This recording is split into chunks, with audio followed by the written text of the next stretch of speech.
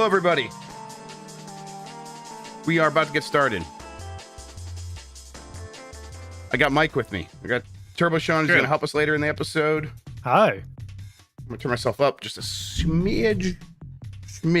Stream element. There I am. This is where I'm talking. That's good. Okay. You know what? There we go. Now that's good. Yeah, fantastic. Let's fade in. Fantastique.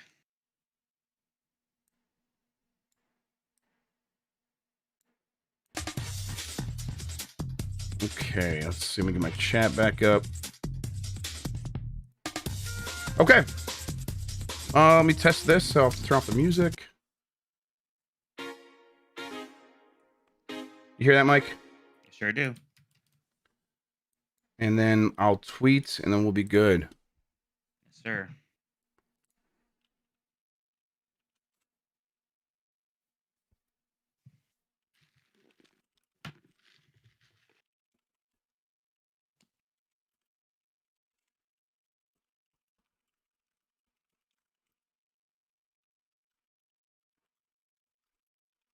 I could be saying things right now, but I got nothing to say.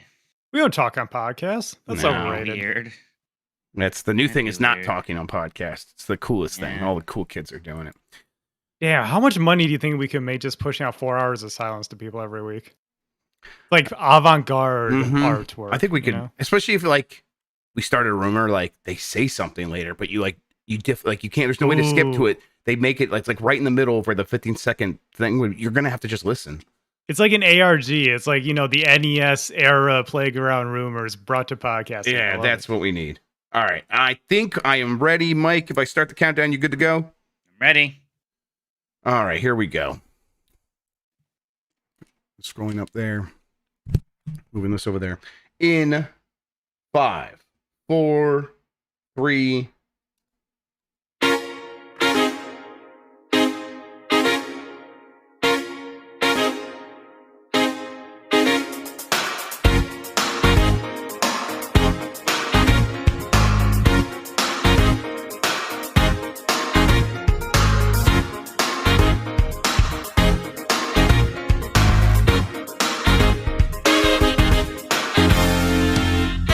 Internet, you're busy. Let's do this. Welcome to the Game Mess Decides podcast, the podcast where we decide everything about the world of games so you never have to think for yourself. I'm your host, Jeff Grubb, and with me is Mike Minotti. In today's episode, the PlayStation 5 is doing very well, has caught up the PS4. We're going to talk about that and almost certainly in comparison to the Xbox as part of the March NPD report, which is now called something else.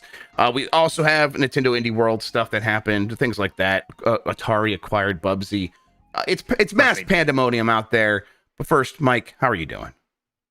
Yeah, I'm doing pretty good. I'm ready for the weekend.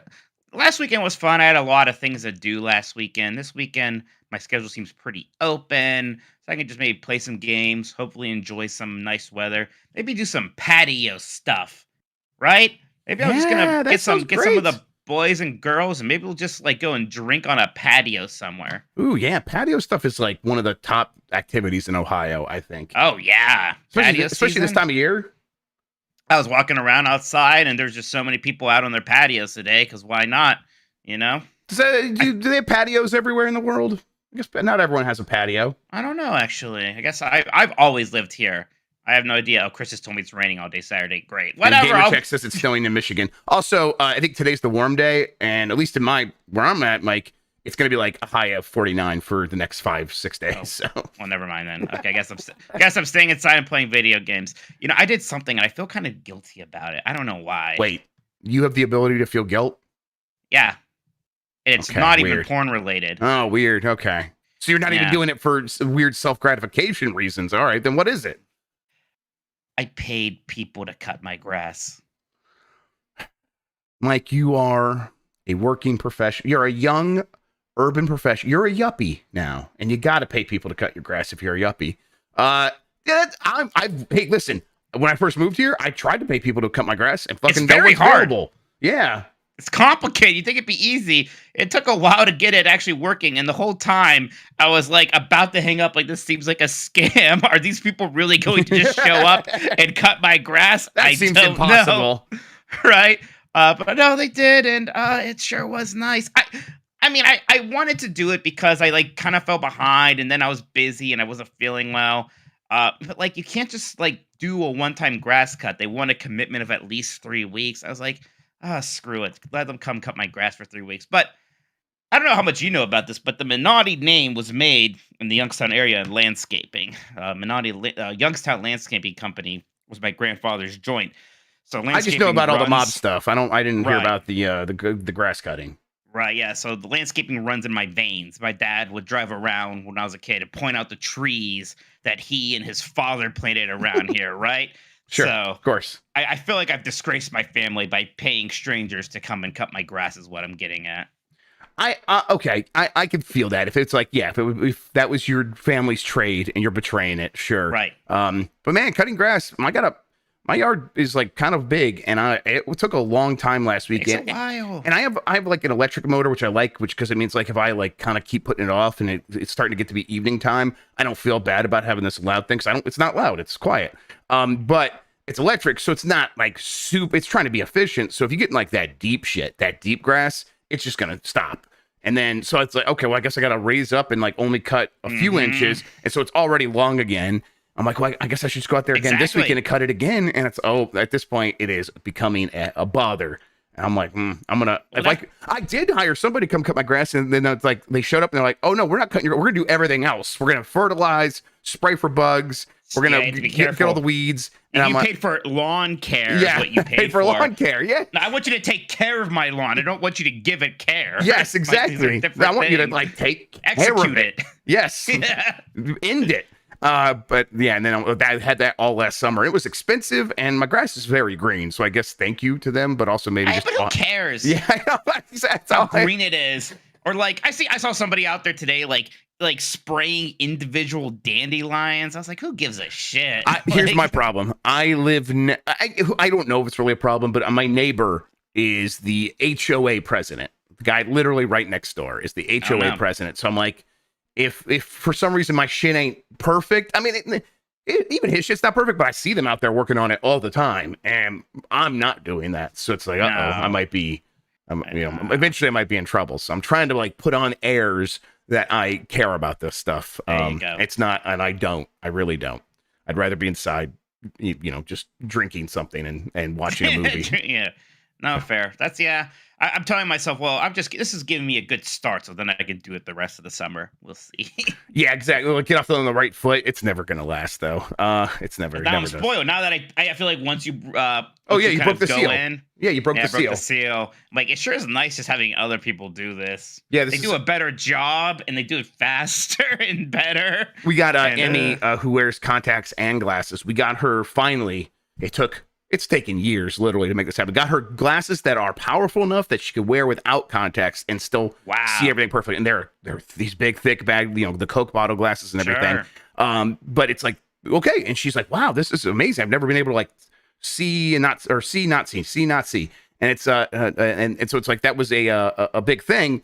But it's like, man, we could maybe just do that, and that'd be more convenient. It's like, we got her used to contacts. A 6-year-old who is just totally okay with my big dumbass thumbs going in there and getting the contacts out, putting them in. It's like, we should probably just still be wearing contacts a lot of the time, so she kind of maintains being used to that. It's like, I don't want to break the seal the other way, That's the kind of thing. I know what you mean, right? You got to maintain a certain level and not get used to things being easy. It's all about habits. Exactly. Schwarzenegger said that recently. He's trying to motivate people to go to the gym. I don't know why it stuck with me.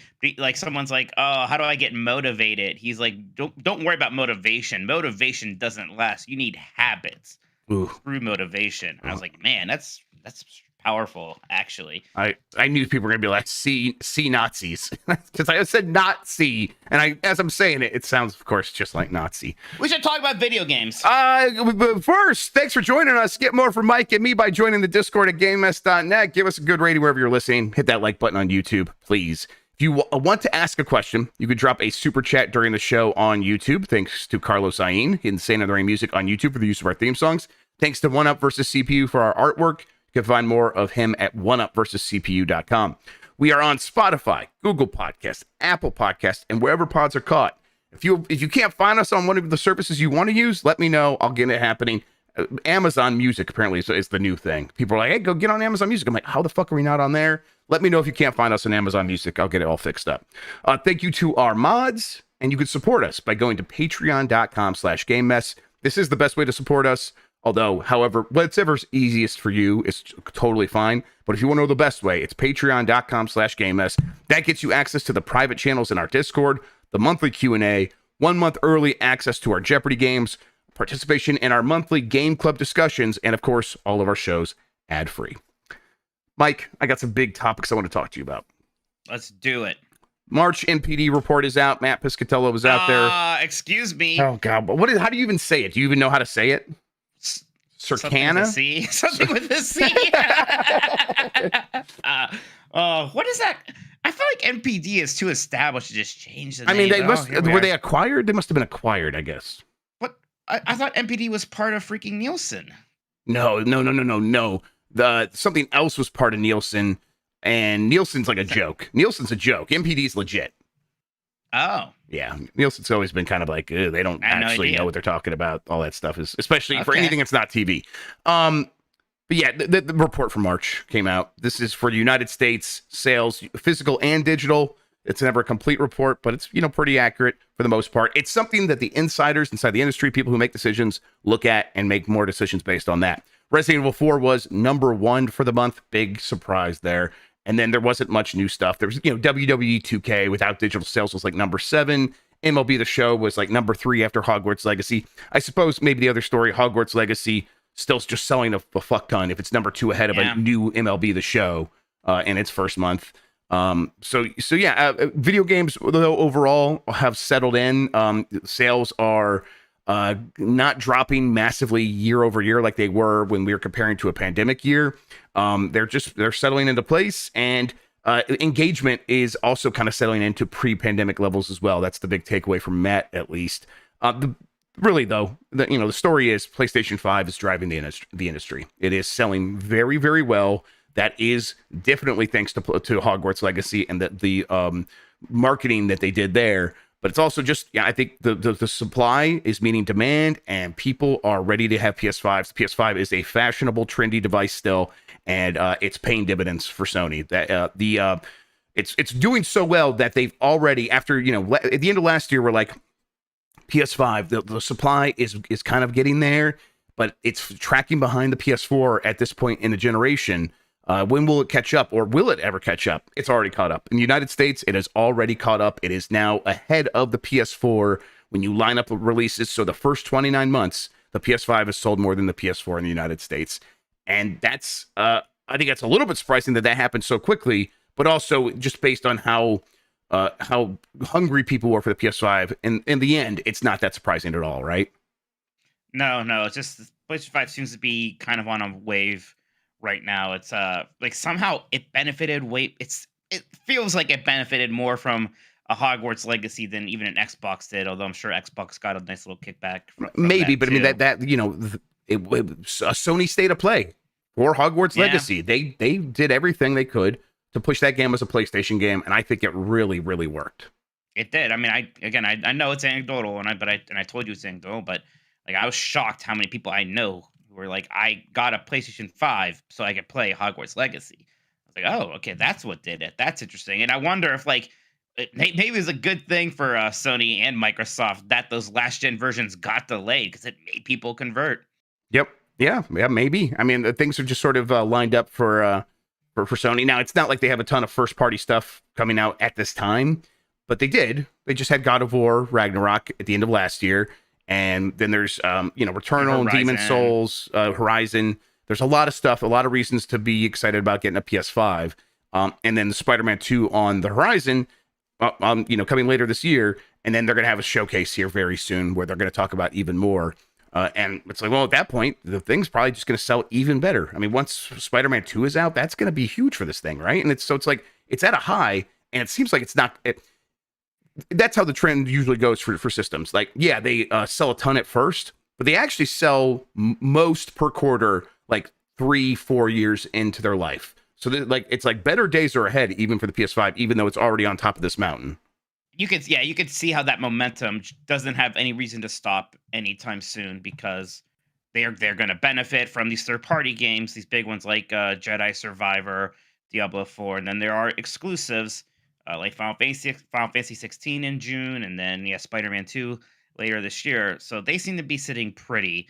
One more thing I want to talk about here is, Nintendo didn't have any big releases, but they had some really nice holds. Even some things go up. Mario Kart 8 was 10. It was 13 last month. Metroid Prime Remastered was 21 last month. 13 this month. Now, again, we know with Nintendo, they don't have digital sales. So I wonder if that was them, they reprinted more physical copies of that game, right? And people bought them. That's actually super impressive for that game. Right? So that's cool. Based on dollar sales, so it's a $40 game. So right. It's punching above its weight even. Then like Pokemon Scarlet Violet was 14 last month, 14 this month. Kirby's Return to Dreamland, 15 last month, 16 this month. So a lot of good holds for Nintendo, even though they didn't have any big new releases. Yep. And then meanwhile, Xbox is not driving the industry. It's not. It's just straight up. People love us talking about this lately, man. Remember 2 years ago or a year ago when we were the big Xbox shills? Yep, I know. It's I don't know what to tell. We've told people all along. We have a Nintendo podcast. What do you want from me? But I mean, this is not something like you can go to other podcasts that like claim they are Xbox shows, and you're gonna hear the same stuff. Like, but most of those people are unhappy right now. And there's a lot of anxiety, and I think at least the people lashing out at other people like us or what have you. But I mean, I don't know who's feeling great about the state of Xbox right now. And I'm not saying like, oh wow, yeah, they're done for, red flags, they can easily bounce back. But it seems to be at a low point, and I don't necessarily see them trudging back above kind of the waterline anytime super soon here. Yeah, I mean, I think they can do some big stuff this holiday if everything goes right. But how are you feeling about everything going right? Because I'm not confident about it. Well, we need games to come out. So, like, what can help this? Redfall coming out being a surprise hit for 30 frames per second thing doesn't really matter. Everyone's really happy. Yeah, it seems to be trending. It gets the 60 frames per second patch a week later, right? Yeah. Yeah, it seems to be trending the other way, Jeff, and that's going to be just another like mark going for them. So that could be rough. So then, man, Starfield, maybe that could come and just really deliver. That's a game. Again, anecdotally, a lot of people I hear excited about, both like in this bubble that we're in and just in my real life. A lot of people very excited about Starfield. If Starfield can deliver, that could be the turning point. Yes, 100%. 100%. Right. And again, it's like, they're selling Xboxes. It's not as many as PlayStation. Maybe that it is in itself a problem that you're not number one, but Xbox has rarely been number one ahead of PlayStation. So whatever. So they're still moving consoles, and that's good, I guess. Maybe they should be moving more. But some of this excitement about Xbox Game Pass, like everyone knows about it. Everyone likes it. How many more new subscribers are they getting? I don't know. Like when they do get a win, like Hi-Fi Rush. And I criticized before, like, why wasn't this something that was made into a big deal instead of just used as this shadow drop opportunity? I think if you made that a big deal, it would have been more impactful. It would have seemed more like a win. I don't know why you present that as this small game that we're not even going to, have a marketing campaign for, really. And I know I've been criticized for that, but that's how I feel about that. I think that game was too good to be a cute little shadow drop. I mean, I gotta say, like, I think I disagreed with you at the time, but based on what I've heard, it just straight up didn't make the money it needed to make. And it got good reviews, the buzz was good. So where do you put the blame for something like that? And it's like, is it the price? Was it the shadow drop? Or could it have sold more? Or is it Game Pass? It's like, this is something that I would love to ask Xbox about. It's like, you have Game Pass, which does incentivize a huge number of people to not buy games. I mean, I know a lot of people end up buying other games, but I think a lot of people, they're happy to just play games in Game Pass. So like that behavior, if that behavior is not like justified, but like, well, at least they're in Game Pass, and so they're continuing to do stuff like, if these games also then need to perform in terms of sales, which it sounds like they do, or at least something needs to be, and maybe it's because they were expecting Halo to fill in that gap and be like this massive microtransaction machine, and that didn't happen and isn't happening and won't happen. Maybe all these other games are now feeling it, but it's like that's a weird. You're undercutting yourself. So what's the answer here? And maybe the answer is like, well, we're about to get Call of Duty, and that will make the money we need. So okay, but that's not really what we're talking about, is it? What we're really talking about is, where is the guidance from within Xbox to sort of, not right the ship, but to be making the right decisions sort of at every turn, where right now it feels like no decisions being made and games are just sort of happening, and whatever does happen, oh well, it feels sort of sloppy in a lot of ways. And and I think people who have invested a lot of money buying an Xbox Series X and having month after month of Game Pass Ultimate are starting to look around being like, this doesn't feel as good as it did at the beginning of this generation when there was a lot of promise. Right. And, things kind of turned almost as soon as there was that Halo Infinite delay for a year. Then that turned into Halo Infinite kind of coming out. And initially, everyone was really happy about that. And then very quickly, that turned bad. Then it's been kind of a lot of delays and, announcing games that feels like we're still not going to hear about anytime soon, like your Fables, like your Perfect Darks, even Avowed. Like when are we gonna hear about Avowed? I don't know. It's just in a weird state right now, and I get it. You can't just snap your finger and make these games appear, but something feels off. I think is the best way I can put it. Something feels off about the Xbox brand right now. I don't know if so much of their focus has been about this ABK deal, that maybe there's been too much on that, a little bit less about the here and now. But I can't imagine that's it, because that's different people. That's lawyers and stuff figuring that out, I assume. Right. So I don't know why we're here. I don't know why we're at this kind of weird, funky state for Xbox. Yeah, I mean, the best explanation I've been able to track down is just that there is a lot of sort of corporate politics that does distract from things within Microsoft. But I'm like, to that I say, doesn't that happen everywhere? Isn't that a thing no matter what? Sure, yeah, like Nintendo's not it's like Nintendo's some politic-free zone. Yeah, right? exactly. And it's like, maybe they found ways to isolate that stuff, but I bet it's still a lot of that. I mean, you hear the stories coming out of Did You Know Gaming from the last couple of years, where they've talked to a lot of people that worked at Retro, and they're like, to get a game approved, they had to get this person and this person and this person all to agree. And one of those people was at Nintendo, and two of those people were at Retro. And it was like this whole process. It's like, oh, damn, okay, that does sound like kind of a nightmare.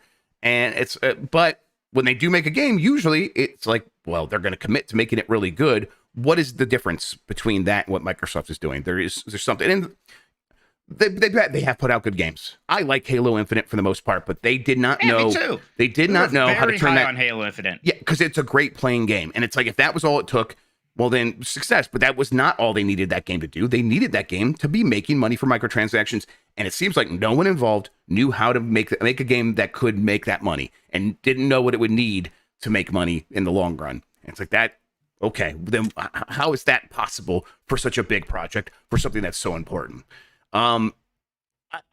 This stuff could turn around really fast, Mike. I think they go in this holiday and Starfield is a success. The Activision deal closes. Things could turn around fast. And but I think there's just as much reason to believe that they won't, and that these problems could continue. And then until we see proof otherwise, it's like, I think it's completely fair to keep calling Microsoft out and say, what are you doing here? Right, exactly. I think it is. Look, I think it is certainly worthy of criticism. It just feels like either there was a bad plan or there was a good plan, and it's just not really coming together right now. And there's a million reasons why that can happen. And we know Microsoft can release good games. Again, I did like Halo Infinite. There were other problems with just that being this live service game. Pentiment was great, but that was always going to be this smaller thing that's not going to appeal to a ton of people. And Hi-Fi Rush is great. Hi-Fi Rush is going to be one of my favorite games this year. It's going to be one of my favorite games of this console generation. It's fantastic. But how do you, it's kind of up to them to say, hey, we have something in Hi-Fi Rush. How do we kind of make this work for us? How do we kind of make this a hit, right? Or if you don't have that, then what are your hits? Yeah. Is it Redfall? We'll see. It better be Starfield. Starfield is the turning point. That's when we know. It's kind of like Groundhog's Day, right? Is spring coming soon, or are we going to have a few more months of winter? Yep. / years. Yep. I think it's a really good point. And Jodicus in chat says that I get tired of the Xbox is doomed talk, and I don't think we're saying Xbox is doomed. I think that Xbox might be due for a sort of cleaning of the house in terms of like the people in charge of who are responsible for these things. but I don't think that means they give up on this stuff. I think they're committed, especially after with this Activision deal. That feels like they're committed for the next 5 to 10 years to like see that stuff through. So like Doom to me would mean like they basically are, we're going to sell off Xbox or wind down the division or really shrink it or become a really small third-party publisher, excuse me. I don't think any of that stuff's on the table. I think I do think though that some people inside that company's careers might be sort of on the outs, and I think that's where this is coming from. And I want to read this super chat right now from Edgar Marino. Please. Here. Says, I wouldn't know people were upset with Xbox if it wasn't for podcast/Twitter. Me and my friends always have something to play. Yeah, that's great. That's awesome. And that's awesome. And thank you for the support. But the thing is, look, this isn't necessarily just about like the mood and the temperature of the gaming sphere. These are real consequences that are going on inside Microsoft right now, right? I mean, do you think management is happy with the state of Xbox right now? I can tell you they are not. They just aren't. Not. They're upset. They're the ones who are upset. Yep. So, and I understand if that doesn't impact you or if you're having fun, that's great. But, that's what's going on right now. That's the reality of it. And I know some people don't like to hear it, maybe. Yeah, but we're just trying to diagnose it a little bit, right? We're just like, there is, like, they didn't release a first-party game last year. And if that doesn't affect you, again, if you always have something to play again, that's awesome. But it's like a lot of people, that does make them regret getting their Xbox. And so it's like, we're trying to speak to both of these sides. But I think if you are playing with your friends on there, I think it's a very easy system to have a good time on. I like playing games on my Xbox Series X. I've been playing Dead Island 2 on it, and it's a good video game playing platform. It's got a great system. They got that side of stuff down. Exactly. But it's there is a whole other element here that they have not figured out this generation, and we're like still kind of tapping our feet waiting for that. And Jodicus kind of said, he wasn't talking about us necessarily. He's talking about maybe kind of the extremes. That's fine too. But thank you. Yeah. Thank you.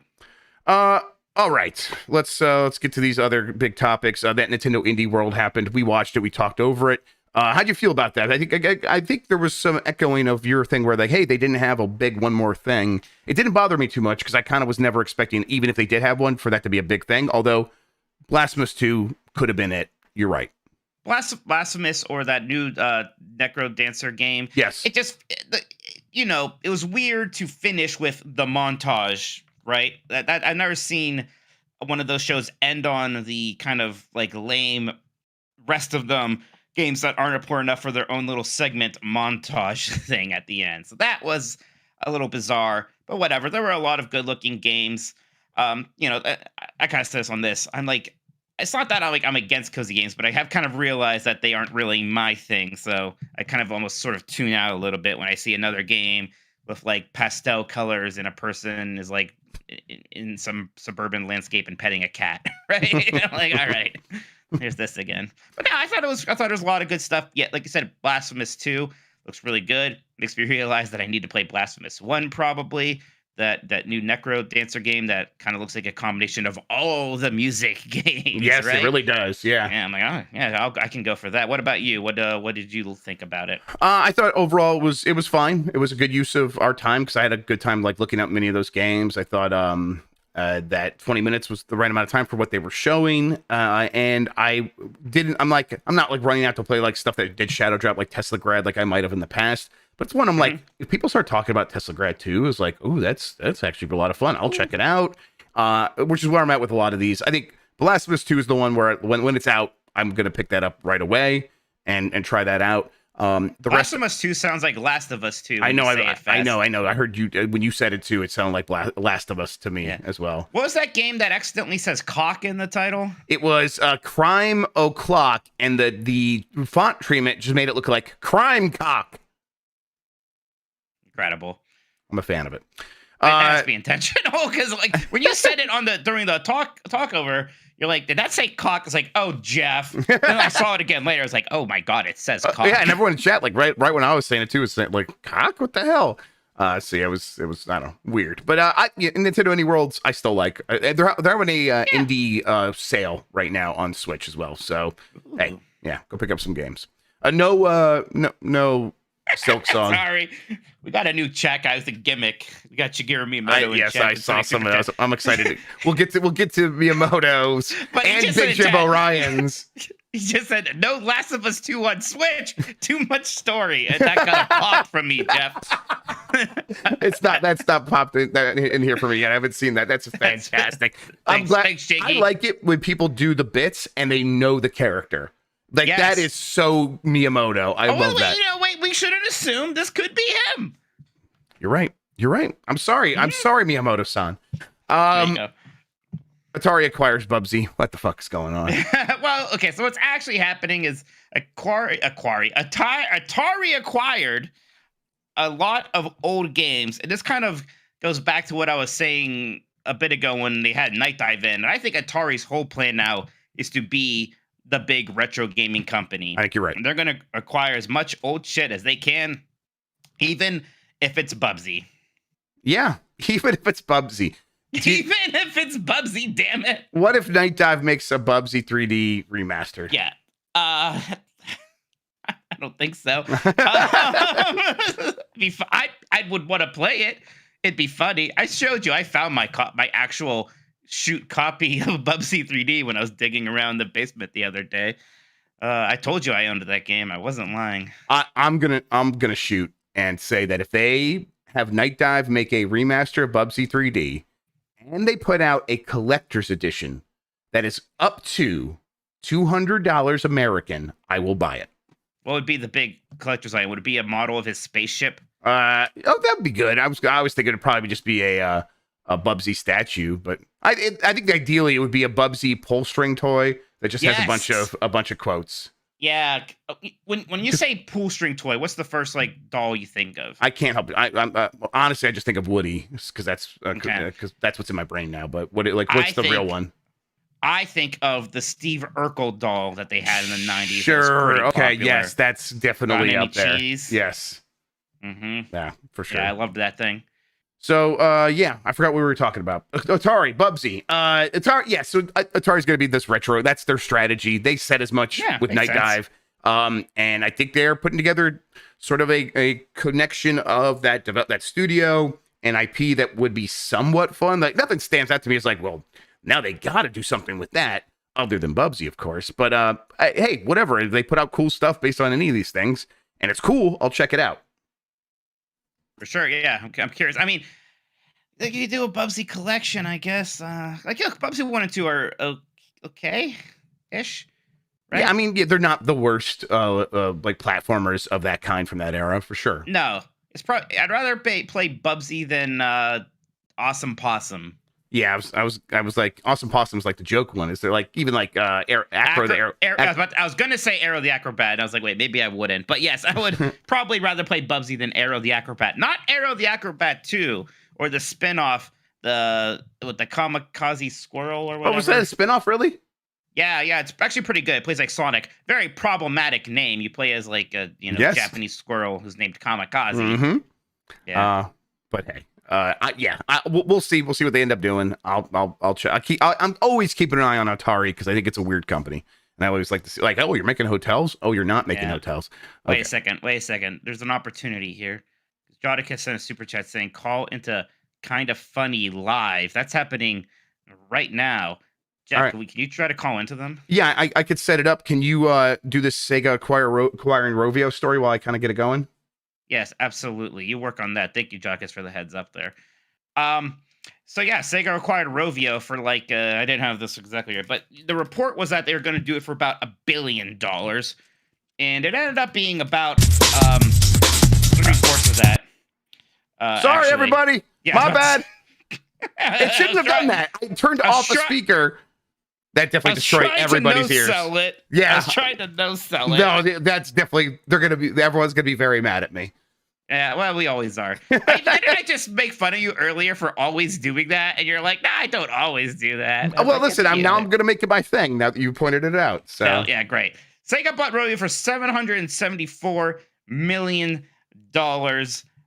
This is compared to some other mobile game companies, it seems like a steal. But we can also probably say that other companies maybe overpaid for things like Zynga. And Rovio seems pretty well past their prime. Angry Birds pretty well past its prime. It's not this thing Activision buying King, not necessarily to have King make Activision games, but just to like, yeah, now we have the Candy Crush money. That's nice. Here it's like maybe Rovio's going to help make more Sonic games or something. I don't know. It doesn't seem like an amazing fit to me. I don't quite get it, but it's not an obscene price. It's still a lot of money, especially for Sega. Like excuse me, there goes all of their Sonic Frontiers profits probably. Yeah, it is a yeah, they had apparently 1.5 billion in the bank. So they're going to spend at least a half of that, and I mean yeah, so it's weird. But I guess yeah, like you said, we're saying like Sonic matching up with this with Rovio stuff. I guess it makes some sense. I do think Rovio's was at a discount. I mean, that's not that much for a big studio like that. Yeah, for sure. Have we called into We're about to, but first we're going to take a quick break, everybody. Be right back. Good, because I have to pee. All right, he's going to go pee. Like crazy. You wouldn't believe it. I think it's like a love call-in show. Yeah, no, I got a question. Don't worry. All right, let me see if I can make this work. That's going to be there. Michael, hear it. I got to find the number. What on earth are you going to do, those poor people? Do you know what they're talking about in general? And do they have like a way for me to call in, like a specific way?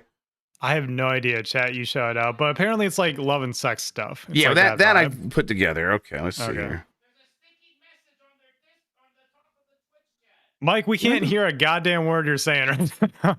You know what? There's a pinned message on their Twitch chat. Pinned message on Twitch. Thank you. Yeah, I know. Okay. I see it, but it doesn't say. Oh, join our Discord and head to the center stage voice channel. I don't want. I'm just gonna call him because it'll be easier. It'll be easier. Call his phone number. Call Tim. Be like, yo, bitch. Although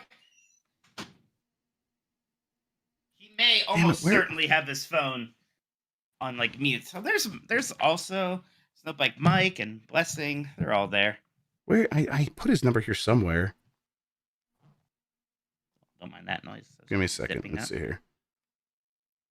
Everyone in the chat is saying reverse cowgirl right now. So this seems to be a very fun show they're doing over there. You. Reverse.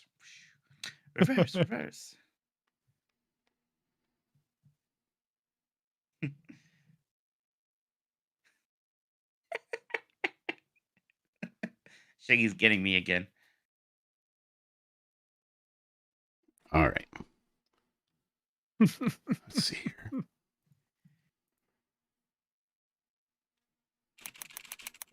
Just call him, and if he answers, we'll just go back into the show, and if he doesn't, we'll do something else. All right, hang on. 145.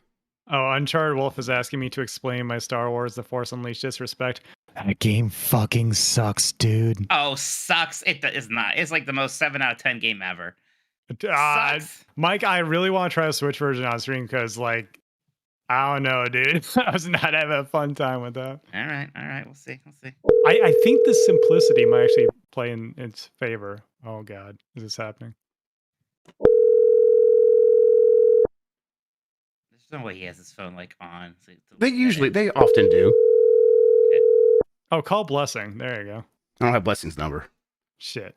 You should tell him in chat we're calling him.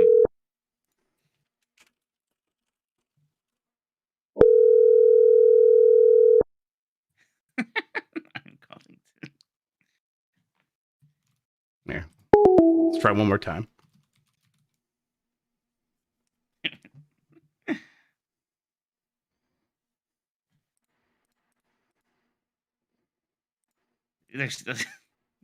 Me over here. Sex. Who's this kind of funny super fan saying, Tim, answer your phone? Oh, it's Kodo. Oh, all right.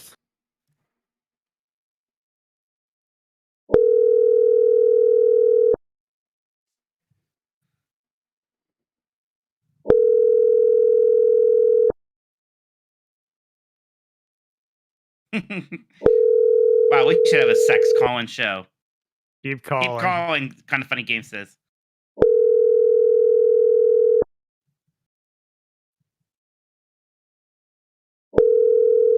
Keep calling. Yep.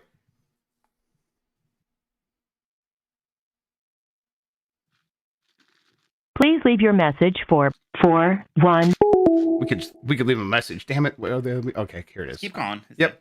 I'm just looking for the easiest way to Look read at all these dweebs pretending like they have sex.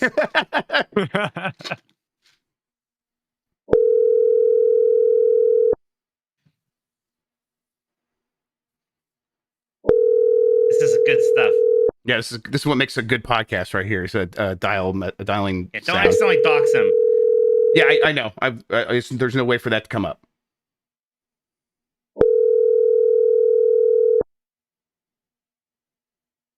One might argue this works best as audio content.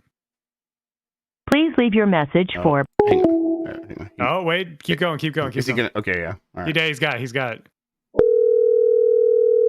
There you go. Hello. Hello, this is Jeff Grubb. You're on Game Mess Decides podcast. I have a question that I think you guys might be able to help me with. Mm-hmm. Yeah. Do you guys? I have a buddy here who my friends always call. They say he's a virgin, but he's definitely had sex. What should he do? What sort of energy should he put out there?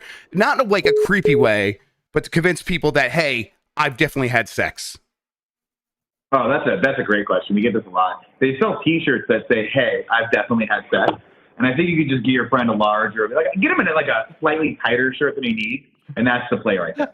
That'd be large. That definitely large. Is your friend Mike? Is it Mike Minotti? It's Mike Minotti that I'm talking about. Yeah, I don't want to dox anybody here, but yeah, Wow. Mike Minotti. That's who I'm talking about. Yeah, tight shirt that says I definitely had sex. That's the answer. Okay, cool. Any special fonts I should consider? Anything like should it be like loud and proud? I think don't go too crazy. Don't buy a custom font. I say like an impact bold. That like Go bold. Go bold. Go Impact bold. bold. All right, I'm writing this down. Yeah, go bold is great. I like that. Yeah. Maybe make it a little italicized. But A like little not properly italicized, like what? italicized. Like 1% or like 15%? What are we talking? Okay, here's exactly what I'm trying to tell you. Imagine a adult man that is approximately like 5'4", I think, in a T-shirt but with no pants. That's hard, and it creates like a 4 shape. Yeah. That's beautiful. I want to think about this more. Yeah. Yeah. I have to call it the walking tent. Hmm. You know, honestly, that's how I imagine Bubsy all the time. Just a 5'4" man in a T-shirt, just rock hard. Yeah, I love you so much. I also love that this is a crossover between games and love and sex stuff. Y'all have a great time. I love you, boys. Talk Have to a good you soon. night. Thanks for taking my call. Bye. All right. That was fun. All right. I'm glad you all got to be a part of that. That was a good time. Next time I'll figure out a way for you to talk to him, Mike. Sorry, I didn't think about It's okay. I mean, look, we were doing a lot on the fly there. I did not figure that part out before I started the call, but excellent. That was a lot of fun. All right, so we're back in it, Mike. Although, really honest, we probably should get into the next section of the show here. Sean, would you be ready to set up our little game and all that? Give me like 30 seconds. And Okay, I'll you know be what? ready, We're gonna take one more quick break and we're gonna get that going, everybody. Thanks. That wasn't a break. Oh no, the call's gonna be on the show for sure. Oh, good. Okay. Yeah, Okay. yeah. Good. Because we talked about it, so we wanna deliver. Right. Oh yeah, That for makes sure. sense. Oh, you good know what? content. You're right. That's good content. Yeah. Yeah. Let's see. Where did I put that? There's that. Let me close that so his number's not on there in case I bring that up. I'll allow it, Wolf. Don't worry. All right. They weren't calling Mike 5'4", right? They were just giving us an idea of the energy.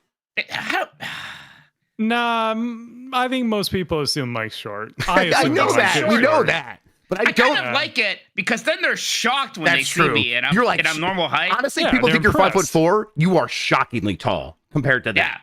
Yeah. Exactly. They all of a sudden I'm like big man on campus when I walk in, like, whoa, Mike's a giant. That's very good. All right, let me get this. Yeah, Tim's seen me. Tim knows. Yeah, Tim does Listen to know. Tim. Yeah. It's completely normal size. Mm. All right, let's see here. 2 up. Let's do that.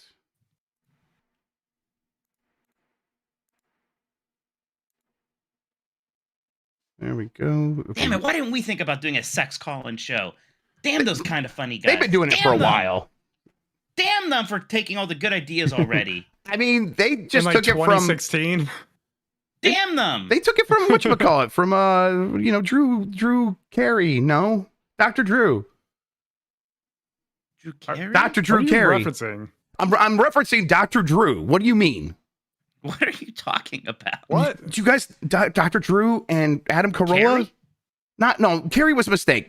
Forget about Carey. Dr. Drew and Adam Carolla, Loveline, Dr. yeah. Ruth? Oh, why'd you say Loveline? Because I couldn't remember the name Loveline. Hmm. That sounds There like a you you go. problem. Well, yeah. And yes, Dr. Ruth before them, for sure, yes. Do you not know Dr. I Drew, know Dr. Mike? Ruth. I know Dr. Ruth. No, I don't know these people. We should get back to the show. Well, is Sean ready? Yeah, I'm ready. I got Oh. the stream up. Okay. Oh, hang on. Let me fix that real quick. I then. see Dr. Ruth was on Read Between the Lines, so I know her. Oh, yeah, of course. Listen, Grandpa. Was Adam Carolla a Man Show guy? Yeah, kind of. He's the Yes, other he one, was. He was like yes, he was the other one. That's right. That's a good way of putting it. Besides for the guy on ABC now. Yes. You mean Disney's ABC? Yeah. What's that guy's name on ABC? Jimmy Kimmel. Kimmel. There you go. All right. There it There's is. my arm hair. I'm gonna bring us back in. All right. Thank you, everybody, for sticking with us. We are going to play Closest to the Messy Pen, Volume 5. This is a Benji Bop original with the help of Turbo Sean, who's here with us to host. Turbo Sean, take it away. Hello, that's right. It's time for everyone's favorite game show within a podcast. Gentlemen, tonight, as always, you will be playing a Metacritic score prediction game. You'll be given the title of a game and some information about it, including the platform, how many reviews we are talking about, and the year of release. With that information, you will be trying to guess the Metacritic score is currently sitting at on Metacritic.com. For each point away from the actual score that you are deviated, you will earn 1 point to your score. And as the golf pun implies, the goal is to have the lowest score at the end of the game, golf style. Let's fucking go. Let's go. Last time we played this was me and Mike, so I actually don't remember who should be picking first here. Should we just should we randomize I'm it? pretty sure I beat you, right? No? No, I trounced you, dude. Oh, you trounced me. Well, then I That's lost, right. so I get to go first. Yeah, I'm fine with that. Okay, we can do that. Sure. Okay, Mike gets to pick first. Because it doesn't matter who goes first, even though there's only 5, because we can pick the same score if we need to. I heard you guys. Yeah. I heard what you did. Yeah. Everybody was And it happy, went Jeff. significantly Except for better. they're all Everybody wrong. liked it. God damn it. Is there not a game designer among you? All right, take it away, my Sean. God. I'm sorry. I'm going to keep If ranting unless you stop only me. there was someone here who designed a game show for this channel. Gee, I wonder. Anyways, Yeah, the Mike game will should be. be Jeopardy. You invented Jeopardy. Okay, hey, please don't make them mad. Listen. We need Jeopardy. Listen. Okay, I'm sorry. You're great. Let's go. Give me them green M&Ms, damn it, or I'm walking. All right. The first game is Resident Evil. Now, here's the thing. It's the PC version released hell? back in 1997. 5 reviews? 5 critic reviews for the PC This could be version anything. of Resident Evil 1. Mike, you get first pick. Have fun going This is- first. Yeah, what the hell? 5 reviews? I didn't know there was a PC version. It probably sucks. But still Resident Evil. So I'm gonna say like 83. Mike's going 83. Still pretty high there. Still respectable. I will go 82. Mike, people don't like it that we take turns like this so that we can do this stuff. I gotta say, I think that's also part of the game. Like, Yeah, look, yeah. going 1 point lower, I think that makes it fun. Look, I know the fairest way to do this would be if we like silently sent Sean our Right, and answers have, or like and had wait for him to whiteboards or tell you. something. Like, but no, this is We're still putting a show on here. yeah. And this, I think this if is you fun. want that, it's called Final Jeopardy. Please tune in to Game S Jeopardy on the Game S YouTube channel. Please and thank you. Exactly. Anyways, Resident Evil on the PC, the original PC release, is currently sitting at 84. Oh, if I would have just, like, there was a part of me that's like, I can go higher because I bet the only people that reviewed are the people who like it. You're both very close. So, right you know, there. Mike gets 1 Wow. point, Jeff gets 2. It's immediately close game. Don't you worry. Okay. Now it will be Jeff's turn to pick first on Banjo-Kazooie Nuts and Bolts. Xbox 360, November 11th, 2008, 71 critic reviews. There you go. You got more to work with 71. here. I First party Microsoft game. am going to think about this for a second. Let's see. I mean, All right, Jeff, let me help you out here. Sure. Just think about Tears of the Kingdom. Think about what Okay, that's going all to right, get. Clearly, okay. it's going to be the same. I was worried you're score. giving him a real hint. I was about to Okay, yell at you. go fuck yourself. I'm gonna say I feel like I remember this game being, I'll just save it. I'm gonna say 79. 79. All right, Mike. 81 is what I was thinking anyway. 81. All right. I did neglect to mention during the rules, but frequent listeners will know if the guys nail the score exactly, they will have 5 points reduced from their score. So you are incentivized to go for the exact score. Yes, rather yes, than exactly. just Price is Right each time. That's right. Anywho, Mike with 81, Jeff with 79. The actual score currently on Metacritic is 79. Wow. Boom! It becomes relevant that Jeff got exactly correct. -5 from his score, and Mike. Shit. If I would have just gone higher on the two. last one, it would have been like -10 right now. Man, That's congrats. rough. That's rough for me. You're in those ballpark both times. So that means that Mike has 3 points. Jeff has -3. A 6-point difference between them. We're swinging it back Mike's way, though. Game number 3 is Braid, the PC release. I assume that'd be. Is that PC original or was it XBLA first? It was XBLA. XBLA first. Yeah. It came out Steam later. Yeah, it was April XBLA in 10th, 2008. 2009, though. Okay, so 11 not too far reviews? off. 11 That seems really low. That seems really low. low. That's weird. Gosh, I like Braid. I don't know if everyone likes Braid as much as I do. I want to say 88 for Braid. What the hell you got to do a score like that? But the right score. I mean, I think that's like right where it would be. And I was hoping you go lower 80 so I could just go higher. But I don't want to go much higher than that, and I don't want to do the same score as you because I don't necessarily think that's 100% on. I'm just gonna say 87. You never Boy. actually guessed the same score, so why do we have that rule? But I have indeed guessed the same score because it wasn't Did a it one guess. time. We knew it. Okay. Well, yeah, because it was Ocarina of Time. Right, but if an Ocarina of my Time God. comes up, Mike says 88. Jeff says 87. Braid for the PC has a 90 on oh man, Metacritic. it's always going to be higher, is it? Because it's like the 5 to 10 people that are reviewing this are the people who like it. Yeah. Right. All right. Oh. Mike has 5. Jeff has 0. Game number 4 is Spider-Man 2. We are talking about the movie tie-in game released on the GameCube. Ooh, okay. June 28th, 2004, based on 41 critic reviews. Okay, my turn first, right? Yep. I am thinking pretty high, but not like the highest, but still pretty high. Pretty high. It's the GameCube version, and I don't know if there were, because I played on GameCube and it was fine, but I also didn't know any better. I'm gonna say 88. 88. Okay. God, that's what I would have liked to have guessed. No. I don't know why I think there's a GameCube tax for some reason. I don't know Right. why that would be a thing, but I feel like it's an 86. 86. That's a good, Okay. that's a good call. That's a big round number. Both of these are big round numbers. I Year was want born. it to be 87, Yeah. frankly. Mine's got 2 8s though. Mike with 86, Jeff with 88. The actual score for this game is 80. 80? Just absolute jokes of critics. Just a complete waste of human 80. space. That game is I would fucking say, as awesome. someone who really enjoys this game, that sounds right. Like just an 8 out of 10. Like it is still a slightly tedious I know, tie-in but game when you it's actually get just- to man, that Yeah, web no swinging way. is so No way. good.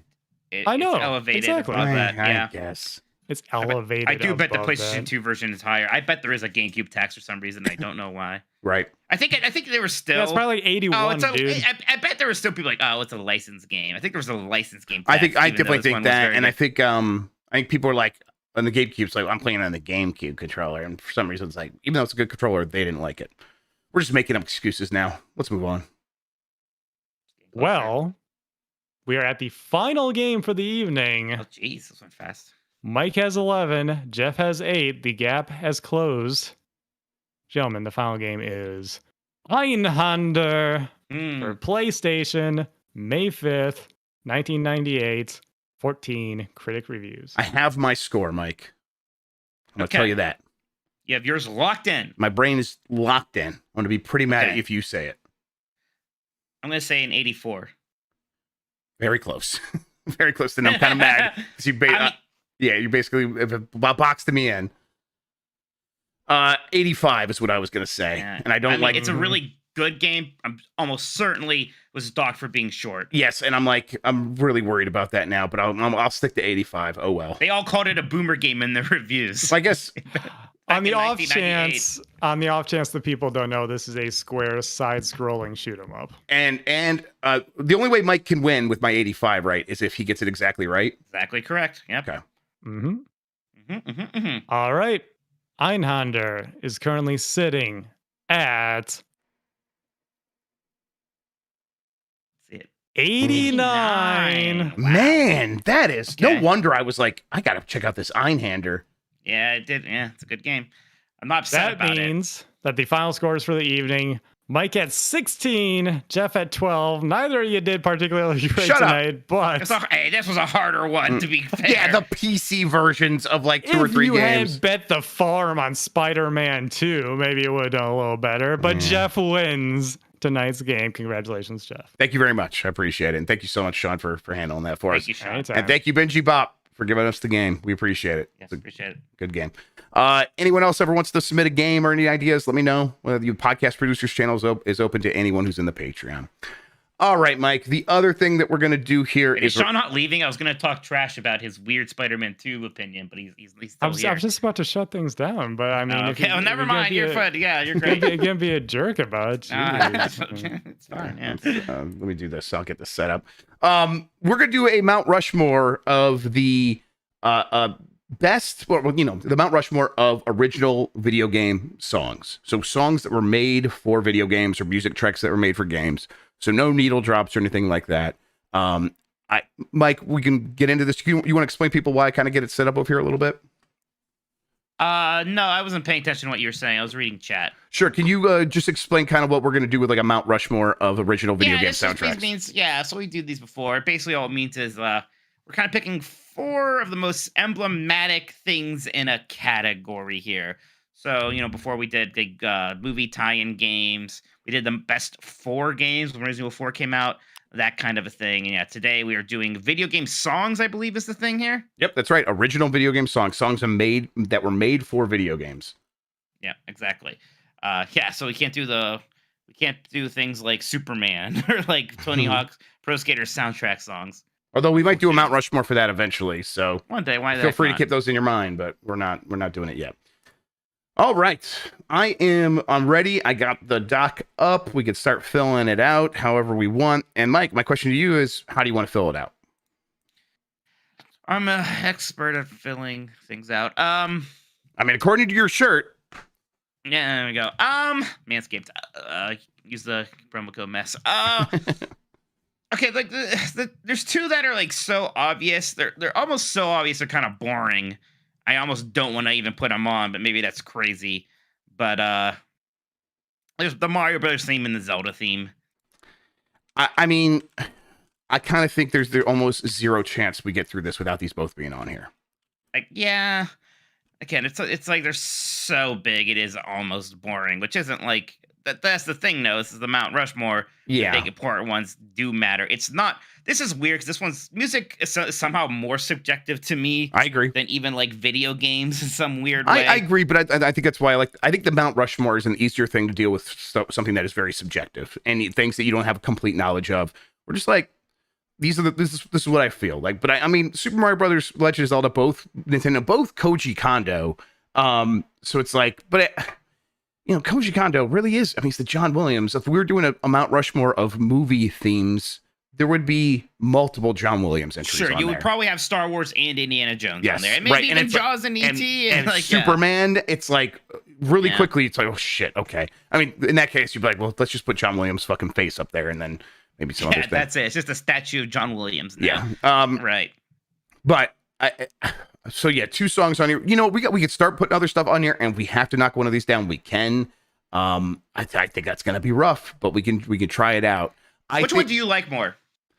I think I like the Legend of Zelda theme more, but I think Super Mario Brothers actually belongs up there the most.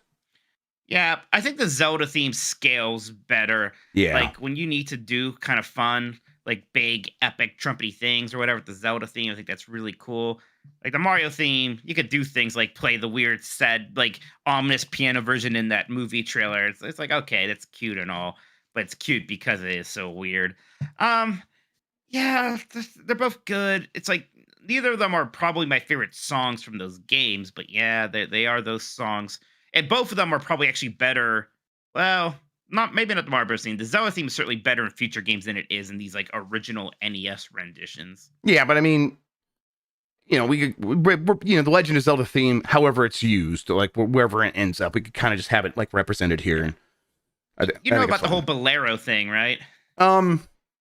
Bolero is that song that sort of repeats and has a sort of thing in it, like mathematically plays together really well. Well, the thing is that they just wanted to use Bolero. They were going to use Bolero for Zelda. And then they realized, oh, that actually is not in the public domain. I guess we have to make a new song instead. And that's why we have the Legend of Zelda theme, which, yeah, it does like take some kind of hints from Bolero. But like if they had their way, it would have just been some like old song in there instead, which is incredible. Yep, that's amazing. So we have these two up here for now, and I think they definitely look right. But what else goes in there? I mean, you know, this is not my franchise, but I do think like the Final Fantasy sort of battle theme, or even the wind theme.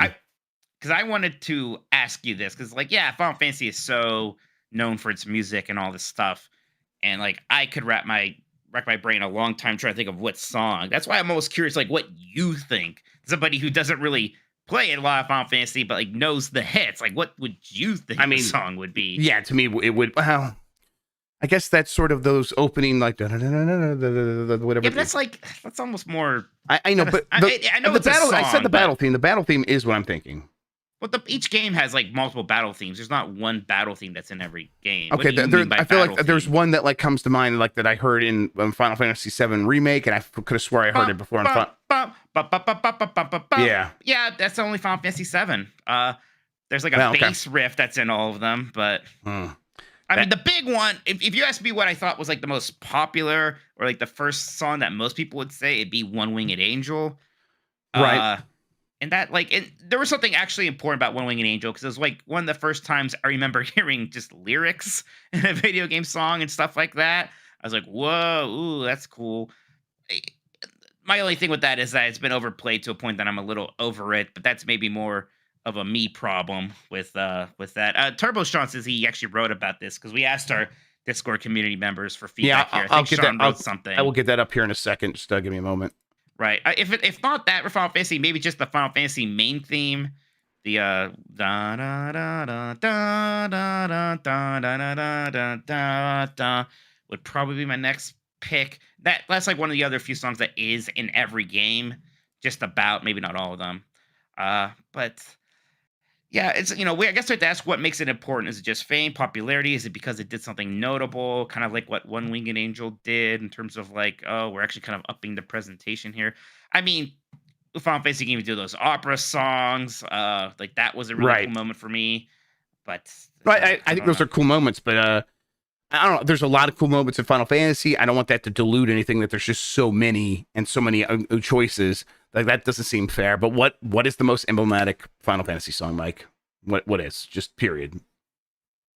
Probably One Winged Angel. I see some people saying the victory fanfare. That's right. Too much of a short fanfare. I love it, but I do it's too. Too much of a short fanfare. It's like, yeah, when we're kind of like, I think I agree that it's kind of too short. Like we wouldn't put the Zelda opening a chess theme in there. Right. This is like more substantial than that. Yes, for sure. But it's also in that same vein. It's a chime almost. All right, let me. I'm gonna get the community here in a second. I'm almost there. Yeah, I'm trying. I'm like trying. Even like at this point, I'm like trying to think like what goes in after Super Mario Brothers and the Legend of Zelda. It's gonna be a big, as usual. It's gonna be a big fight for 3 and 4. Can I ask you about Mega Man right now? Yeah, definitely. Another series. I mean, I think Mega Man. I mean, to me, Mega Man music is easily some of the most like representative of what video game music is. So yeah, what do you got? That one I think is actually easier, even though like Final Fantasy, there's a ton of good tracks. That one's easier for me to distill into one with the Dr. Wily song. I think we call it Dr. Wily Fortress 1. It's the song that plays in the first like couple of Dr. Wily levels in Mega Man 2. That dun da da da da da da da da da ba ba ba ba da dum bum ba ba ba ba. Yeah, that's great. I still get hyped up listening. Like that is actually, at least on NES, that is a better composition. It has better instrumentation than the original Mario theme or the original Zelda theme. Like it sounds amazing on NES. Like I don't need to hear like that one amped up with modern instruments or stuff like that. It's neat when they do, but that's just on the NES still sounds incredible. I've got I got a bunch of tracks that people suggested from our Discord community, from the Patreon supporters, the podcast producers. I could start playing some of these, but first, before that, like, what's the name of the Mega Man music? Mega Man? Called Wily Fortress 1. It has different names. Call it Wily Fortress 1. Sorry about the Discord sounds, everybody. I want to be able to play this music, and I'm just going to play it right here. It'll be fine. Yeah, let's see here. I'm going to find... You know what? Let's do this one real quick. It's from Giggy. He's got... Well, I'll just play it. Let's just play it, and hopefully it won't be too loud. It's loud for you, Mike, but not for them. It was loud. Yep. That's all right. It's Adventure from Fez. I like this. I think a lot of people are putting their favorites in here. Yeah. And it's like, I'm here. Let me play another one here. I like all of Fez's soundtracks. A little loud maybe for chat also. Okay, yep. Turning it down right now. Thank you, everybody. All right, there we go. This is The King and the Bull from Hades. Before here a little bit. Yeah. I think a lot of these, Mike, are really good songs. Easily in a top 100 best video game songs of all time list. Yeah, but I'm gonna need a little bit more laser focus, I think, on like yes. So that brings Rushmore worthy. That brings me to this one right here. Pass a sniff test there. Right. And I don't think this one's gonna make it, but I do want to play it. But it's not gonna make it for reasons that really aren't fair to it. But let's just go for it. So I'll play it. Yeah. Gusty Garden Galaxy Damn. from Super Mario Galaxy. Probably actually the best Mario song. Right. It's this was cool because this was also kind of early, especially for Nintendo, because Nintendo's late to things in terms of having actual orchestrated music in their games. I was like, oh man, this sounds so good. Oh, I hope this is just how Mario sounds all the time now. And it kind of was. Like Mario music is still great. This spoiler, but for the Mario movie, but when they played this in that end credits like little montage, I got very excited. It's like one of my favorite parts of that movie. So Sean's saying not iconic enough. I don't think that's the issue. I think this is actually pretty iconic. The issue is it's a little silly to have two Mario songs. That's the real issue. Yep. I think I think Gusty Garden. I mean, it is as iconic as Theodore Roosevelt. To me, Gusty Garden, easily. Yeah, and it is less problematic. And definitely less problematic. But it is. Yeah, we can't have two Marios, and I don't think this knocks off Super Mario Brothers theme. It just doesn't. All right, let me get some of these other ones in here. Here is one that I think might play because it represents a different sort of category than what we've had so far. Well, maybe it's in the same category as One Winged Angel. I'm gonna play it here. Hop forward a little bit. Yeah, I was wondering about this. It's iconic. It's recognizable. It's big. It's still alive from Portal. I kind of got over the meme factor of this a little bit pretty quickly, Mike. So I don't know if I want to put it on there super bad, but it definitely feels like it plays here. Yeah, we have to consider it. It's one that seemed really important. I think we all kind of moved on from it a little bit, right? Mm-hmm. Like it maybe didn't have as much staying power as I may have thought it would have. Yep. But yeah, this is also I should call this out. Shoji Kodo submitted this. All right. This was a really good capstone to that game. It kind of just fit the tone really well. It was really creative too with like what they were doing with the credits in there, with that kind of ASCII text stuff. Mm-hmm. It was really cool, and everybody talked about it. Everybody recognized it. I think it's worth considering. All right, it should definitely go in the short list. Yep, putting it over here. It's definitely of that arrow to the knee era, though, in the press X to Jason era. Yes, it is. What memes we thought were funny and things like that. Speaking of which, here is Skyrim theme song. Yeah, actually, It actually does kind of get me when I hear it. pretty good. It's very good. What's cool is that it's actually using that. I like when series have themes and they build off them, they do different things. This is using that theme that they had in Morrowind, which was just a simple kind of piano ditty then. That was really cool. Then in Oblivion, they brought it in as a trumpet fanfare. I was like, oh, that's cool too. And like this is this kind of like really fully like, realized. strong. Yes. Yeah, it's like it was building up to this in that incredible trailer. That it was actually really cool, and it's a great song. It's too bad Jeremy Soul's a shitbag. Mm-hmm. But also, that song's great. It's great. I don't know if it plays. I think it's shortlist worthy. It's very good, actually. I'm like, interesting. That's a good one. And that was, let's see, let me make sure that I have, again, I'm calling these out. That was from Beefhammer. Thank you, Beefhammer. Yeah, that's a good one. Okay. I'm like, we haven't had any Konami representation. Mike, is there like a Konami song that you like would immediately go to?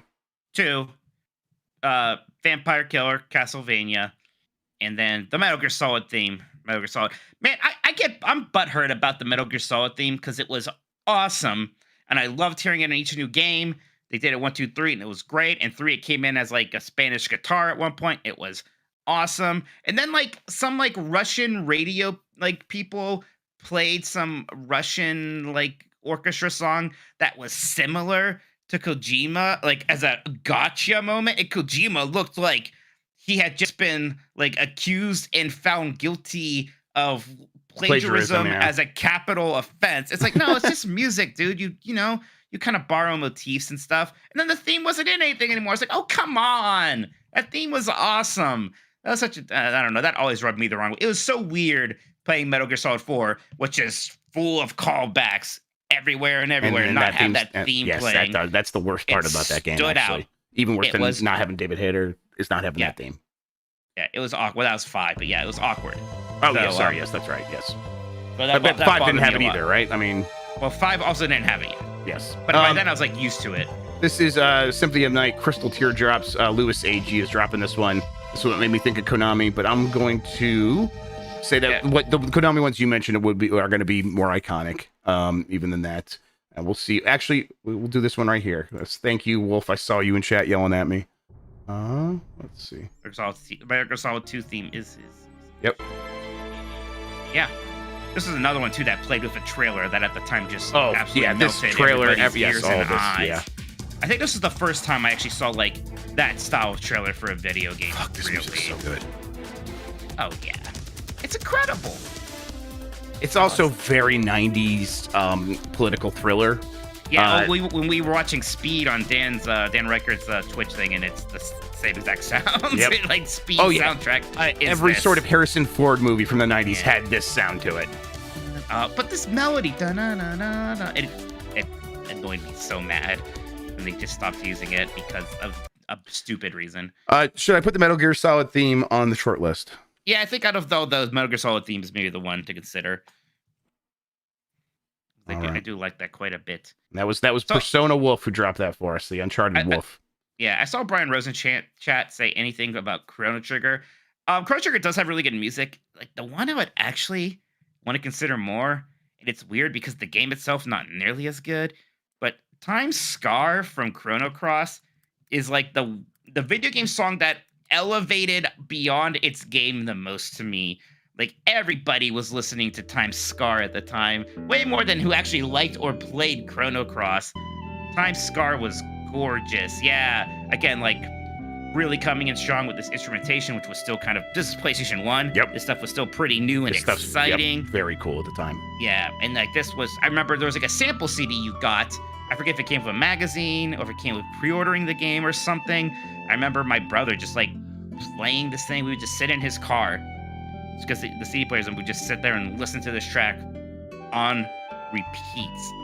Gosh, I love this song. It is. I'm not sure if it quite makes it. It's not iconic, right? That's the big thing. I think it is. That's the weird thing. Is I think it's weird. iconic. It's weirdly iconic, I think, but it's not iconic with these other ones. I don't think.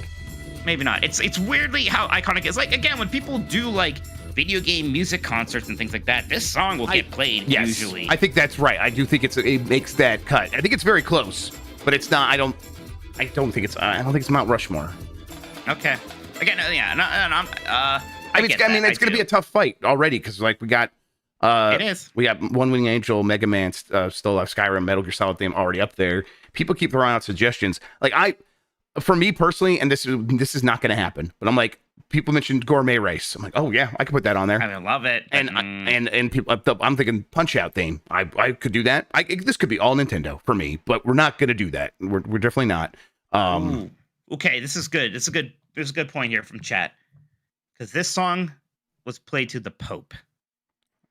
Wait, which Forrest Hollingsworth just said it in chat too. Megalovania from Undertale. Right. We were gonna get there. I think someone in the Discord mentioned I'll find you and call you out as well. This is a great song. But really. this feels like one that has a very strong chance of making it. It's so good. It's one of those songs that's great just hearing it, but in context of actually getting to that boss fight when playing that game, and like having it played during this incredibly difficult battle, it's pretty cool. Evo Janice called it out in our from our podcast producers. Yeah, this song rules. It's not even my favorite from Undertale is an incredible soundtrack. I like Asgore even more than this, but this song does hit. And when they put it in Smash Brothers, like, your song gets put into Smash Brothers when you're just some indie game, just because everyone likes it so much. I mean, when your song gets played for the Pope, yes, that's right. Gosh, that's a good song. It makes the short list for sure. It really does. That's a good song. I mean, Undertale is such an accomplishment with its soundtrack in general, and that's the hit. That is right. Undertale's. It is the iconic song from Undertale for sure. Yeah, for sure. Was there anything else you wanted to say about Megalovania? Just no next. I have one here. I'm gonna play. This one's from Viaz and the podcast producers. Let me get it here. She's making me laugh again. We will get to the super chats very soon, everybody. Let's see if I can find the bit where it actually gets going. This is the Mass Effect theme. Yeah, I kind of figured you would say that. You're not super hot on Mass Effect in general, right? Yeah, the fact that you had to search around to find the good bit for a while. No, I'm doing that for I'm doing that for every single song. But okay, you're right. I didn't find it very well. So you're right. Good point. All right, let's hit this one. Jat's Bizarre Adventure. There's so much good Mario music, man. Jump Up Superstar. It rules. That's an incredible moment in that game. It was representative of the marketing campaign. It just, boy, it set a tone. And it was so much fun in that game because you can just set the music.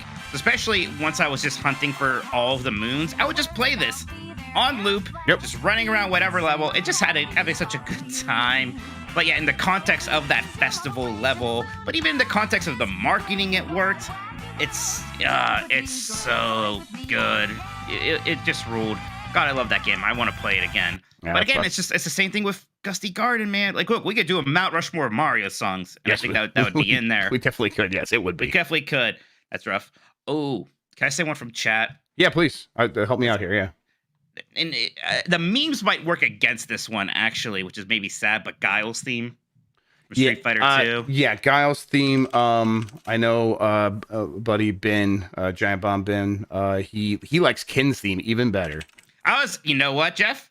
I was going to say, I like Ken's theme even better myself, to be honest. Let's listen to a fucking Guile's theme, though. Holy shit, this is so good. Yeah, it's very, very good. I heard everything goes with it. It's very, I mean, look, the whole soundtrack for Street Fighter 2 is ridiculously good. It's amazing. Oh my God, it's that guy. Yeah, it's Smooth the Groove. Yeah. All right, let's do Ken's theme real quick. Yeah, Ken's theme is also really good. I immediately got Smooth the Groove again. Oh. That's fine. Oh, this is the Street Fighter 5 version. Hang on. Yeah, they're different. Yep. I'm getting it. Now I'm gonna have Gus. Yeah. Oh my God, it's so good.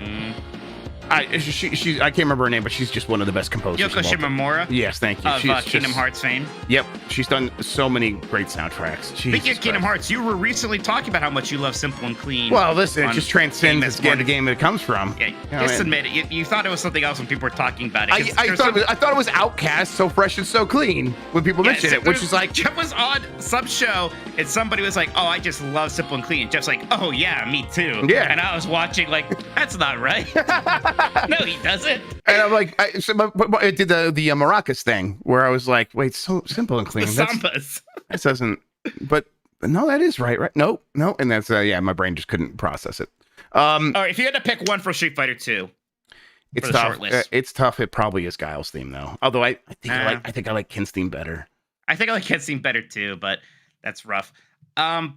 I see a couple more from chat I can bring up. I know there's one you wanted to play. No, right keep going. away. Yeah, I got one here, but yeah. Because this was on my short list. It's not going to make it. It's probably more what I really like, but the Moon theme from DuckTales is so good. I think maybe with the exception maybe of Wily's theme, I think that's the best NES song. We already have 2 NES songs, so that's wrong.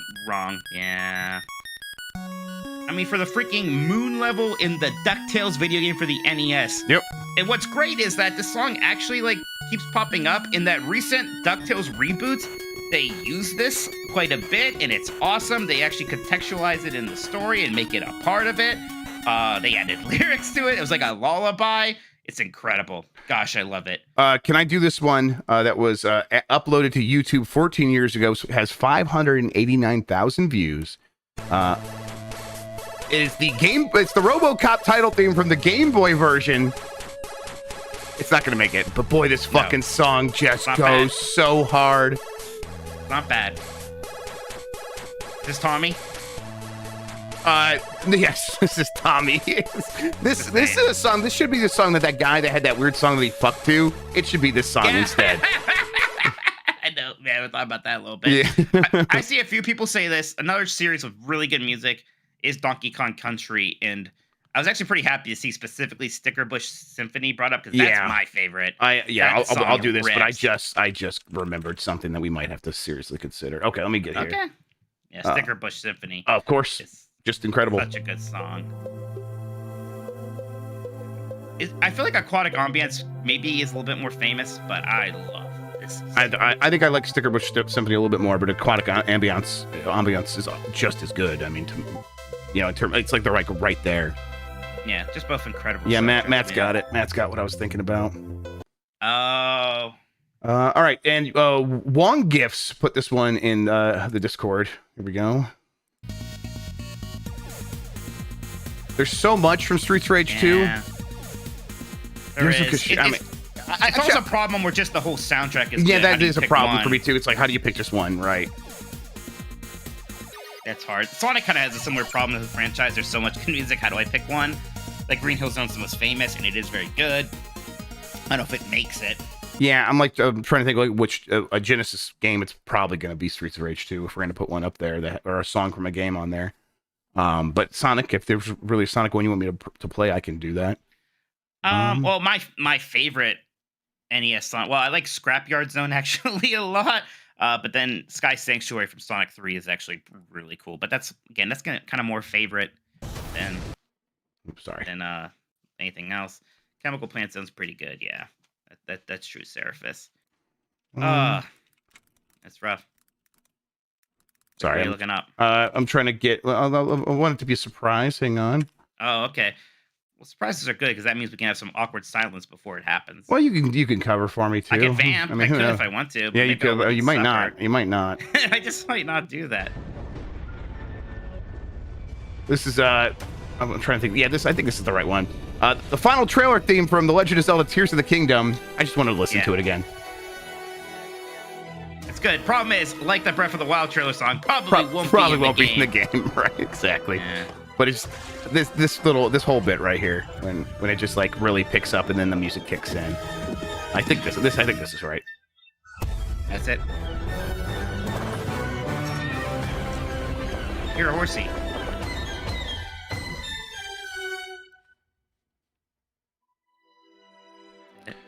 It like transitions there. It's very good. It's all very good. There's even more to it, but we'll spare you for now. I can keep picking more from the Discord here and there. I'll see what I can find, but yeah, Chaos Buckaroo recommended the Giles theme. Do we want to put Giles theme on the short list? Yes. I think we do. By the way, we can't see the list anymore. I know. I'll bring it back up. I'm using the browser I would be using to show that to play the That's music. fine. So I'm bouncing back and forth. We will get the list back up when we're actually starting to really deliberate. You want me to read some super chats about Oh yeah, if we have related, absolutely, and I can bring up Yeah. any songs anyone recommends. Okay, let's see here now. So Corey Morin here says Pokemon Red and Blue opening theme. Yeah, that is probably my favorite Pokemon song still, is actually just that whole da da da da da da da da da da da. Yeah. Very cool. Yep. Yeah, I like that a Don't know if lot. it quite- It's very Don't know good. if it quite makes it. Probably not. Don't know if it quite makes it. 4 songs worse than Megalovania. I said it earlier. Oh, Shigeru Miyamoto says any song from Metroid Prime. I worked closely with my good friend Tommy on this one. He's correct. I think he's killing me tonight. Yeah, I know he's good. We haven't talked about Metroid yet. That's another thing. There's just a lot of good music, and I don't really know if I can actually just pick one. Like we could, listen to Fendrano just for funsies, and it would be great. But I don't know. Yeah, I mean, we will. 10 hours of it right here, apparently. Yeah. It is fantastic, gosh, but I just don't know. Yeah, probably not. This one is. Oh, sorry, go ahead. I was just gonna say I love the Metroid Prime soundtrack overall. Like in terms of soundtracks, it's definitely one of my favorites. I'm trying to think if there's one track from Metroid. Brinstar is probably it probably is. I'll play Brinstar. That actually probably is the big boy. It is. I like the theme of Samus that they play sometimes. My favorite Metroid song is actually the title song from Metroid Prime 2. That one actually slaps. But again, that's favorite. Yeah. That was like the Smash Brothers version. It I is the recognize Smash that. Brothers version, yeah. In a heartbeat, I Yeah. recognize that right away. Yeah. It's really cool. There's a lot of good Metroid music. Bum, bum, bum. I mean, there's even a point where it's like, man, like that's the problem with like Zelda, Mario. That almost just like that's almost enough Nintendo representation in some way. Edgar Moreno says Donkey Kong, right? Just like Donkey Kong. Just the Donkey Kong title theme, yeah, from the Donkey Kong Donkey Kong NES, actually. Yeah, but like I would rather have one of the DKC songs than that. I agree. I'm just kind of playing some. Matt Rare Monkey has this one, which is, let me see here. It's Katamari Damacy, which I'm a big fan of this. Yeah, I still haven't played those games, and I will say this: not that it matters, I haven't played it, but I feel like if I hadn't played those games, and if that song was worthy of Mount Rushmore, I would have known it anyways. But Oh yeah, yeah. Yeah, we actually haven't played this one yet, even though we've mentioned it. I'm just gonna play it real quick since it's right here. One Winged Angel. There you go. Yeah. Sean dropped this for us. He says, "How about the one that absolutely fucks?" And then he mentioned this. I will say, like, I still remember seeing this for the first time.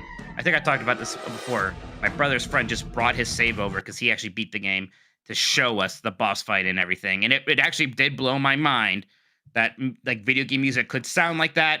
And you were like allowed to have people singing. Like I didn't know you could do that. That was intense to me. This one in a super chat I Please. think actually needs to be considered. Ryan Allen says, so it doesn't get drowned. Baba Yetu from Civilization 4. Whoa. Yeah. Okay. I could sing it. Baba Yetu Yetu Liet Binguni Yetu Yetu Mahina Baba Yetu Yetu Liet. Gosh, I mean, it won the Grammy. It was like the first video game song to win a Grammy. It kind of snuck in there as world music, I believe. That is a great song.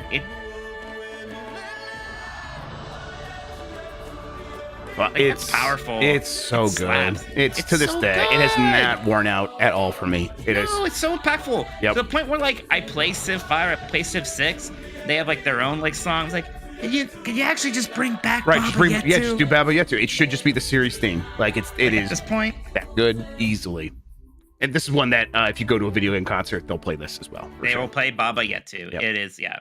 Or you're- they'll play it you're on exactly CD and then they'll play guitar over it if they're Tommy Tellerico, which is what he did. What? Yeah, they faked it mostly. Yeah, we're breaking news here. They mostly faked it. He was playing on CD and then they would play over it, but the CD was also playing in the background. Like the orchestra and him? Yeah, like there's not enough people playing music on the stage to actually represent what was actually happening, so they were playing the CD in the background. Big breaking story. There you go. I like this one a lot. It's not going to make it, but I want to play it.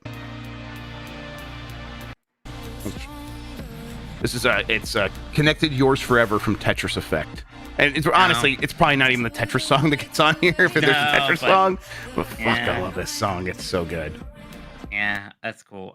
Forrest Hollingsworth said a super chat. Caro Bonito from Bug Snacks. I played Bug Snacks. I don't even know. Is this the Bug Snacks song? Yes, it's the Bug Snacks. Everyone's talking about Bug Snacks. Yeah. Yes. Let me see here. Bug Snacks. It's like the promo song. It was in the game though. It's yeah. It is a catchy song. Oh, I love it. I was so into it when it dropped.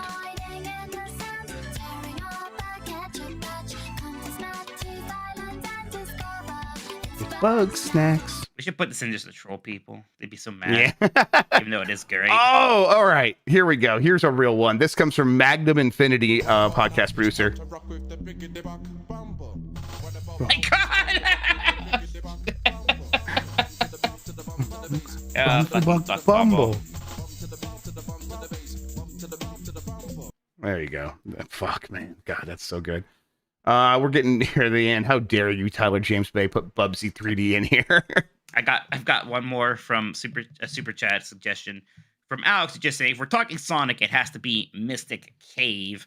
Not my favorite Sonic song, but it is actually a pretty good one. We'll play it right now. Screaming Madden, by the way, also suggested Baba Yacht 2. Yeah, I think Baba Yacht 2 is absolutely on the short list. Actually. Yes, I'll write it over there right now. And then Matt's right. We have not talked about Halo, and maybe that Halo I have some Halo from podcast producers that will get get played. Didn't mean to. No worries. Yeah, I'm just prematurely. There's a lot of good Sonic music, man. Yeah, I mean, I really like the people that knew how to use the Genesis sound chip knew what they were doing. The people that didn't, a lot of people did it, and you could tell. Some fucking farts for sounds instead. That, whole gems thing. Play. Have you ever heard Sky Sanctuary from Sonic 3? I probably have, but I can't recall Just it. Play it. Such a good song. All right. Love it. Ooh, Daytona. Ooh, Daytona.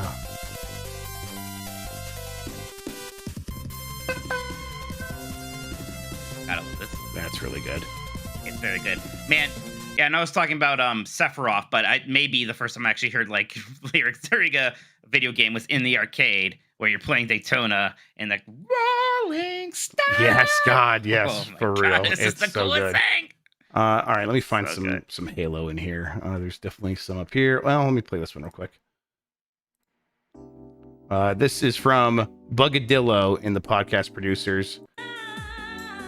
Comes from a PlayStation 1 game. Oh. Called Ridge Racer Type 4.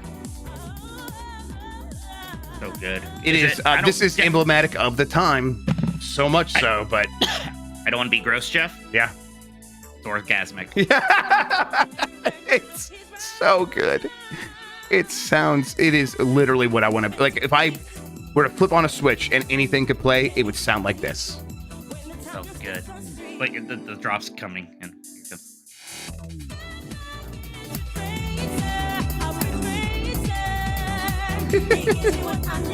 Love it.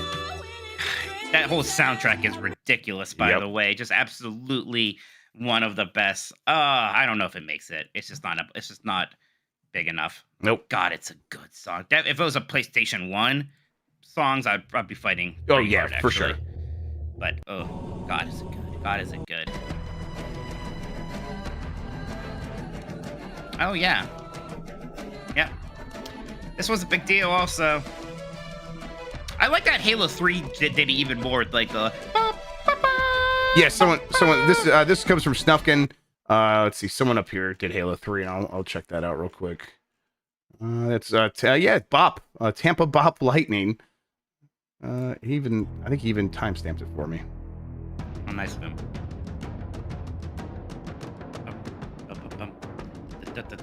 I mean, a lot of people would open Halo 1 up and actually just sit on that menu screen for a while just to listen to that.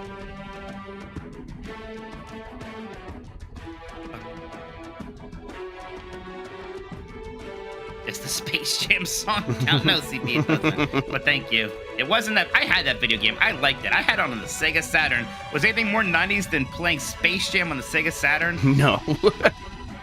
No way. All right.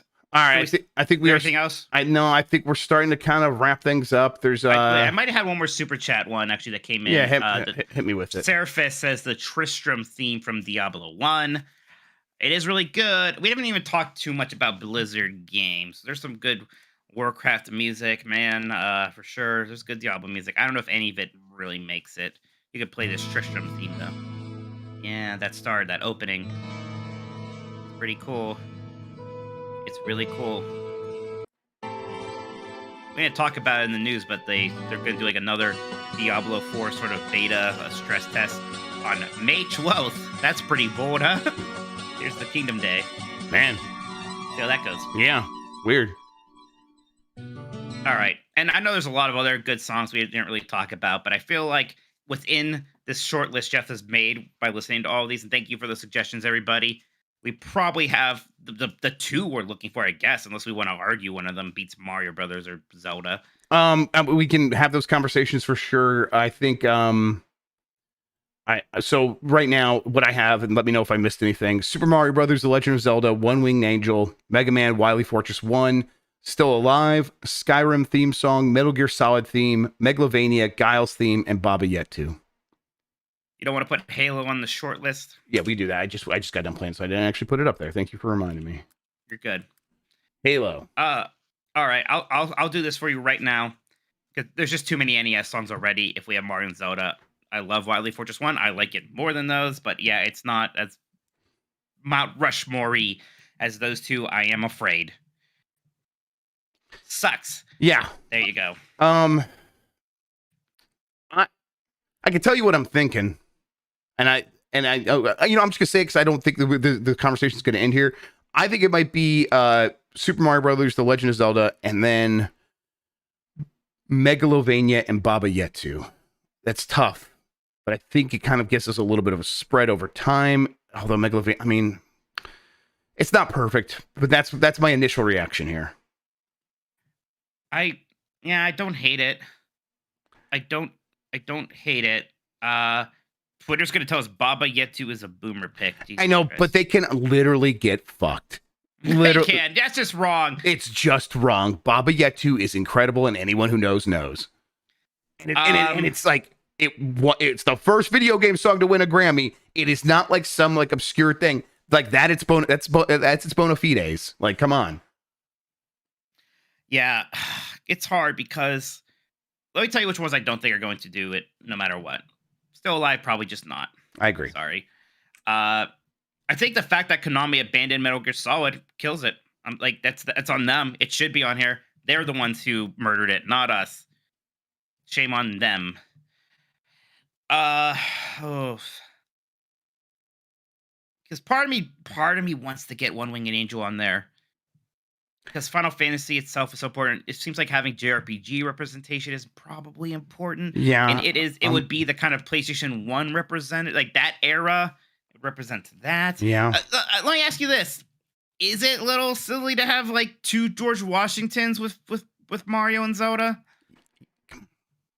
Is that two George Washingtons? Are these two things too similar?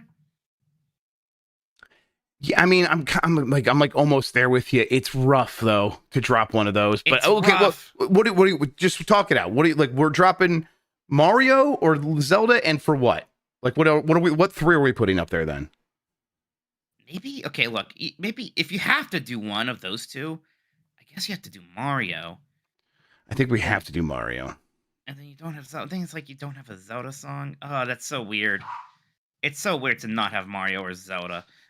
I mean, this is not how we've always done it, but if you kind of look at it as we are putting Koji Kondo's face up there with Mario, maybe that does encompass like that sound enough that, I mean, it's just that Zelda is so different than what Mario was doing.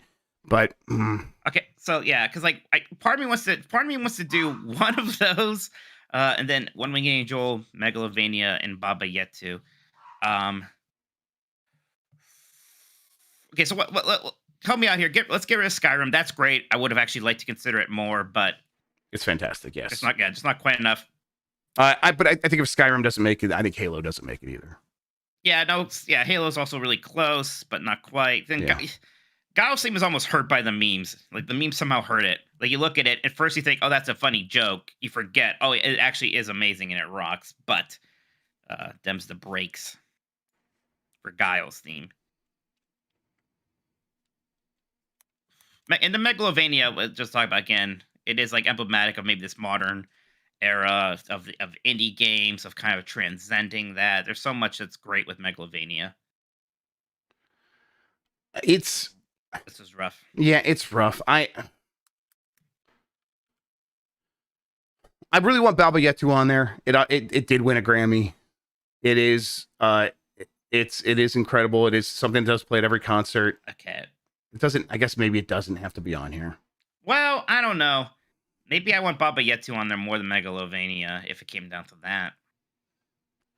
There's I don't know why I think there's something similar about those two, because it really isn't. Celtaverse, by the way, just said Weight of Life from Xenoblade 3. I mean, Xenoblade 3 had a great soundtrack. I don't know if it's had time enough to become like iconic, you know? Mm-hmm. Megalovania has the Pope factor. Does Jesse's have the right. Pope factor. That's right. You think God, the Pope has never listened to Baba Yetu? It's the Lord's Prayer. That's the lyrics. That's so, actually true, right? Yeah. Yeah. In Swahili, right? it's Swahili, yeah. All right. Chat, this isn't a vote. I would love chat. I would love for you to spam me with the one of these five you would get rid of. They're going to say Baba Yetu. Okay, then I want to see it. I just want to see what they say. They sure. might not say. No, there's actually a lot of people saying they like Baba Yetu. Hey, Jeff, I mean, it is a kind of a popularity contest. You're right. Oh man, Let's do it. They're here they come. Here they come. Okay, Sean over reaching by saying nobody cares. Oh yeah. Man, Yeah, there's he's a just lot wrong. of Megalovanias. There's a more decent spread than you would think. A couple Zeldas. Nobody says Mario. Well, Mario's staying. Mario's got to stay. If we just drop Zelda, we could just close the list. It's insane. It's insane. My big worry is that people won't take it seriously if we don't have Zelda. That's like, who cares? That's my concern. You're not wrong. You're not wrong. Yeah. Wow.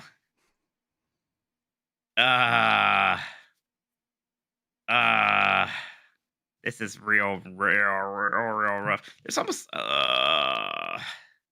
but you're right though. It's like, man, Mario Brothers and Zelda, they're both doing the same thing. Oof, this is tough, Jeff. I mean, they're doing different things for Koji Kondo, but they are kind of representing the same thing on the list. I was almost a coward and just like told you to just do what you got to do, but no, we got to be in this together. Yeah, let's make this call together. What are you thinking? What are you thinking right now? It's Why is it so hard? my brain says get rid of Baba Yetu. No, yeah, my brain says get rid of Baba Yetu. My heart says keep Baba Yetu and insanely get rid of The Legend of Zelda. So I'm it's tough. I think One Winged Angel makes on. I think One Winged Angel easily is on there, like before the Halo theme, before Skyrim, all those other ones we talked about. It's like the next one on there, I think. I agree with you. The two that are in trouble, I think, are Baba Yetu and Zelda. Which is crazy somehow. Yeah. I just can't get rid of. There's a part of me wants to get rid of Mario more than Zelda for some. I know what you mean. El Grug super chats. People care about the Grammys still. Well, no, but I mean, but it's funny to say. Yeah, and it was the first video game song to win a Grammy, so I mean, there's something to that. But no one cares about the Grammy. No one cares about any of this. That's true. You'll be surprised. Wait till you tweet about it. You'll find out how much people care. This is the worst. The problem is we got a bunch of console gamers in our chat, and like we're talking, one of these games is a PC game, and it's like it's like turn-based, so they're okay. Some of these other games turn-based. I'm trying to like find ways to make fun of the audience. They let me keep Baba Yetu, but let's just cut. So I was gonna say I was gonna cut it, and then you started singing it, and now I can't. Juliet. Just do it. Just do it. Just get rid of Baba Yetu. Just do it. Fuck. Shit. Damn it. Can we get rid of Megalovania instead? No. Okay. I really like Baba Yetu being on there, but I like Baba Yetu. Don't cut I like Baba it Yetu. on the list. It's just, but yeah. Okay. All right, look. Hold my hand. Thoma. Yep. All I'm right. Luis. It's coming over. Just highlight Zoda, get rid of Zoda. Just do it now. Okay, Just do okay, it now. I'm doing it. Just do it now. Get rid of it. Let's fucking do We're it. doing it. I'm We're screenshotting doing it. I'm screenshotting Let's it. just keep going. I'm Let's just keep I'm going. gonna post it to Twitter before I look at what Let's chat's just doing. keep Let's go going. before chat starts catching up. I'm in it. Shicky's mad. I'm in it. Shicky's mad. I did it. I did it. Yes. We did it. Let's fucking go. Get fucked, Zoda. Baba Yetu Yetu Yet Ben Goody Yetu Yetu Mahina. Woo! Yeah. Oh man, I'm jacked. All right. Why don't we take a break? Sounds good. Be right back, everybody. Oh, Sean, yeah, you enjoy Sean coming in to yell at no, you. thanks I'll a be lot. right back. Thanks a lot, Mike. Oh, bye, Sean. Oh boy. That looks right to me. The fuck is wrong with you? What is this horse shit? Baba Yetu is important to me. Look at this man over here. If you're part of the 5 million people who play this nerdy ass, but get the fuck out of here. Civilization is Put not Zelda like back on some that. obscure thing. Civilization is like massive, and this is the song of that entire genre. Who cares? I deeply do. Exactly. I deeply You care care. about Baba Yetu. It's your I know podcast. it's a What the fuck mistake. am I gonna do? I know if it's a I'm going- mistake, but I had to do it. Oh my god! You know what? I tried. Chat is here as my witness. I tried to save Zelda. Yeah, you but did. You tried to know help. what? You tried to This save is- us from ourselves. I tried to save you from Twitter and the universe, but all right. So far, the responses are on Twitter, no Buck Bumble. So that's where we You know really what? fucked up. They got a point. We should Yeah, drop fuck. Mario 2 and put Yeah, Buck Bumble. on. Let's go. Yes. Oh boy. Super Mario Brothers, One Winged Angel, Megalovania, Baba Yetu. Holy crap. Yeah, Benji Bob's right. Jeff just wants the Twitter engagement. Yes, that's what it's all really about. Is yeah, we these know what things you're all always about. get a Come lot of on. people like engaging with them. Yeah, because people are like, "What the fuck is wrong with you?" I'm like, "Yep, that's the key." It's like it is like those mobile game ads where people just play things poorly and it makes you mad. And you're like, well, I got to go show them how it's done. So I'll go download it and play it. And they're like, that's what we wanted. Did you go with this analogy simply so you can say it's the Roosevelt every time?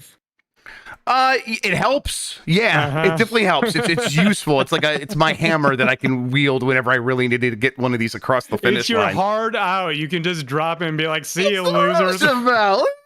Yeah, just gesture wildly at nothing. Yes, that's exactly what I was going for.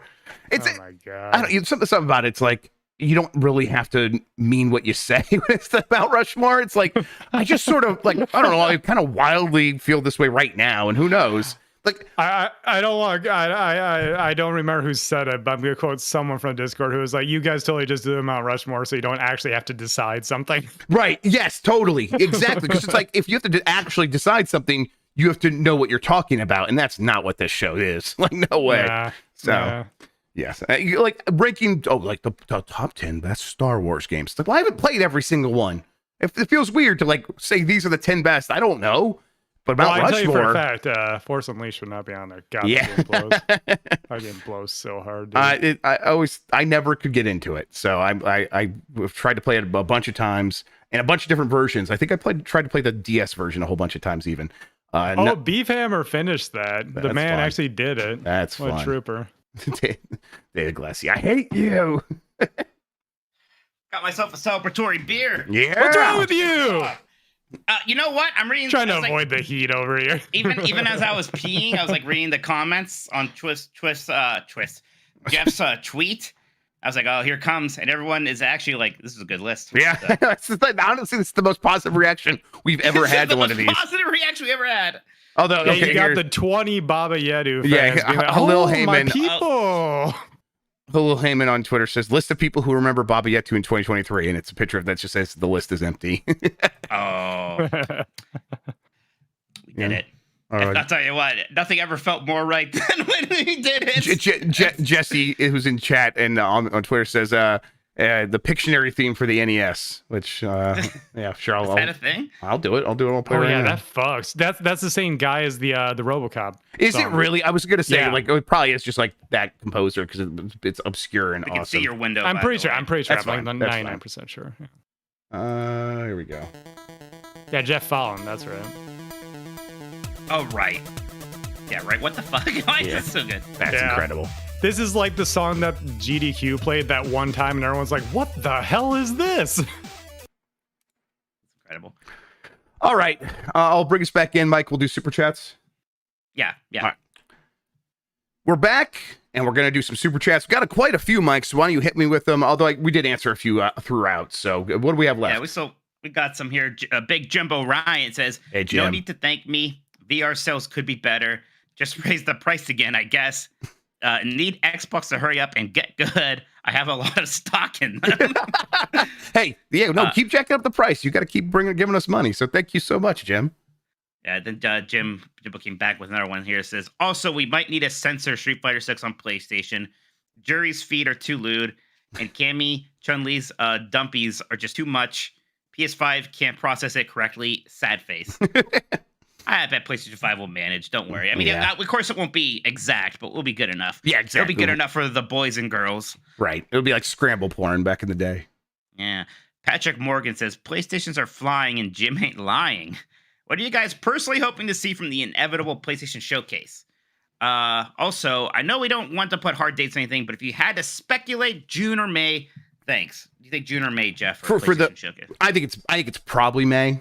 But the thing I've heard, May. gonna be yes. The thing I've heard is before E3, and now that's turned into before Summer Game Fest. Sure. But yeah, I think it to me, May has been kind of also been backed up a few times here and there, like not in like a firm way, but I'm still just gonna keep saying before Summer Game Fest. What are you personally hoping to see there? Yeah, I want to see what a lot of these studios that they've been acquiring are working on. I want to see a bunch of new stuff, but really, it just comes back to Astrobat for me. I want that team to be making the next big awesome thing, and I want it to be a real big $70 game. Let's fucking go.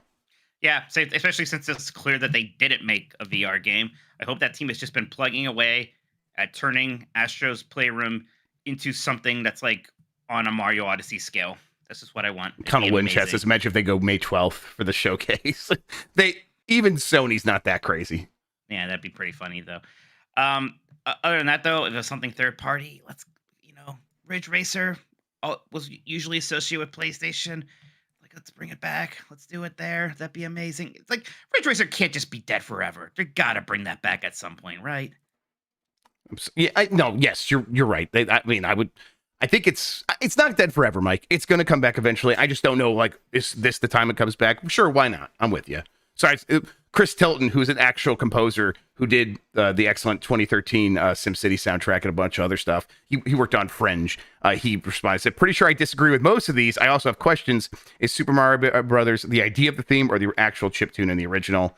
The idea of the theme, but sure, why not? Chiptune of the original. Yeah. There you go.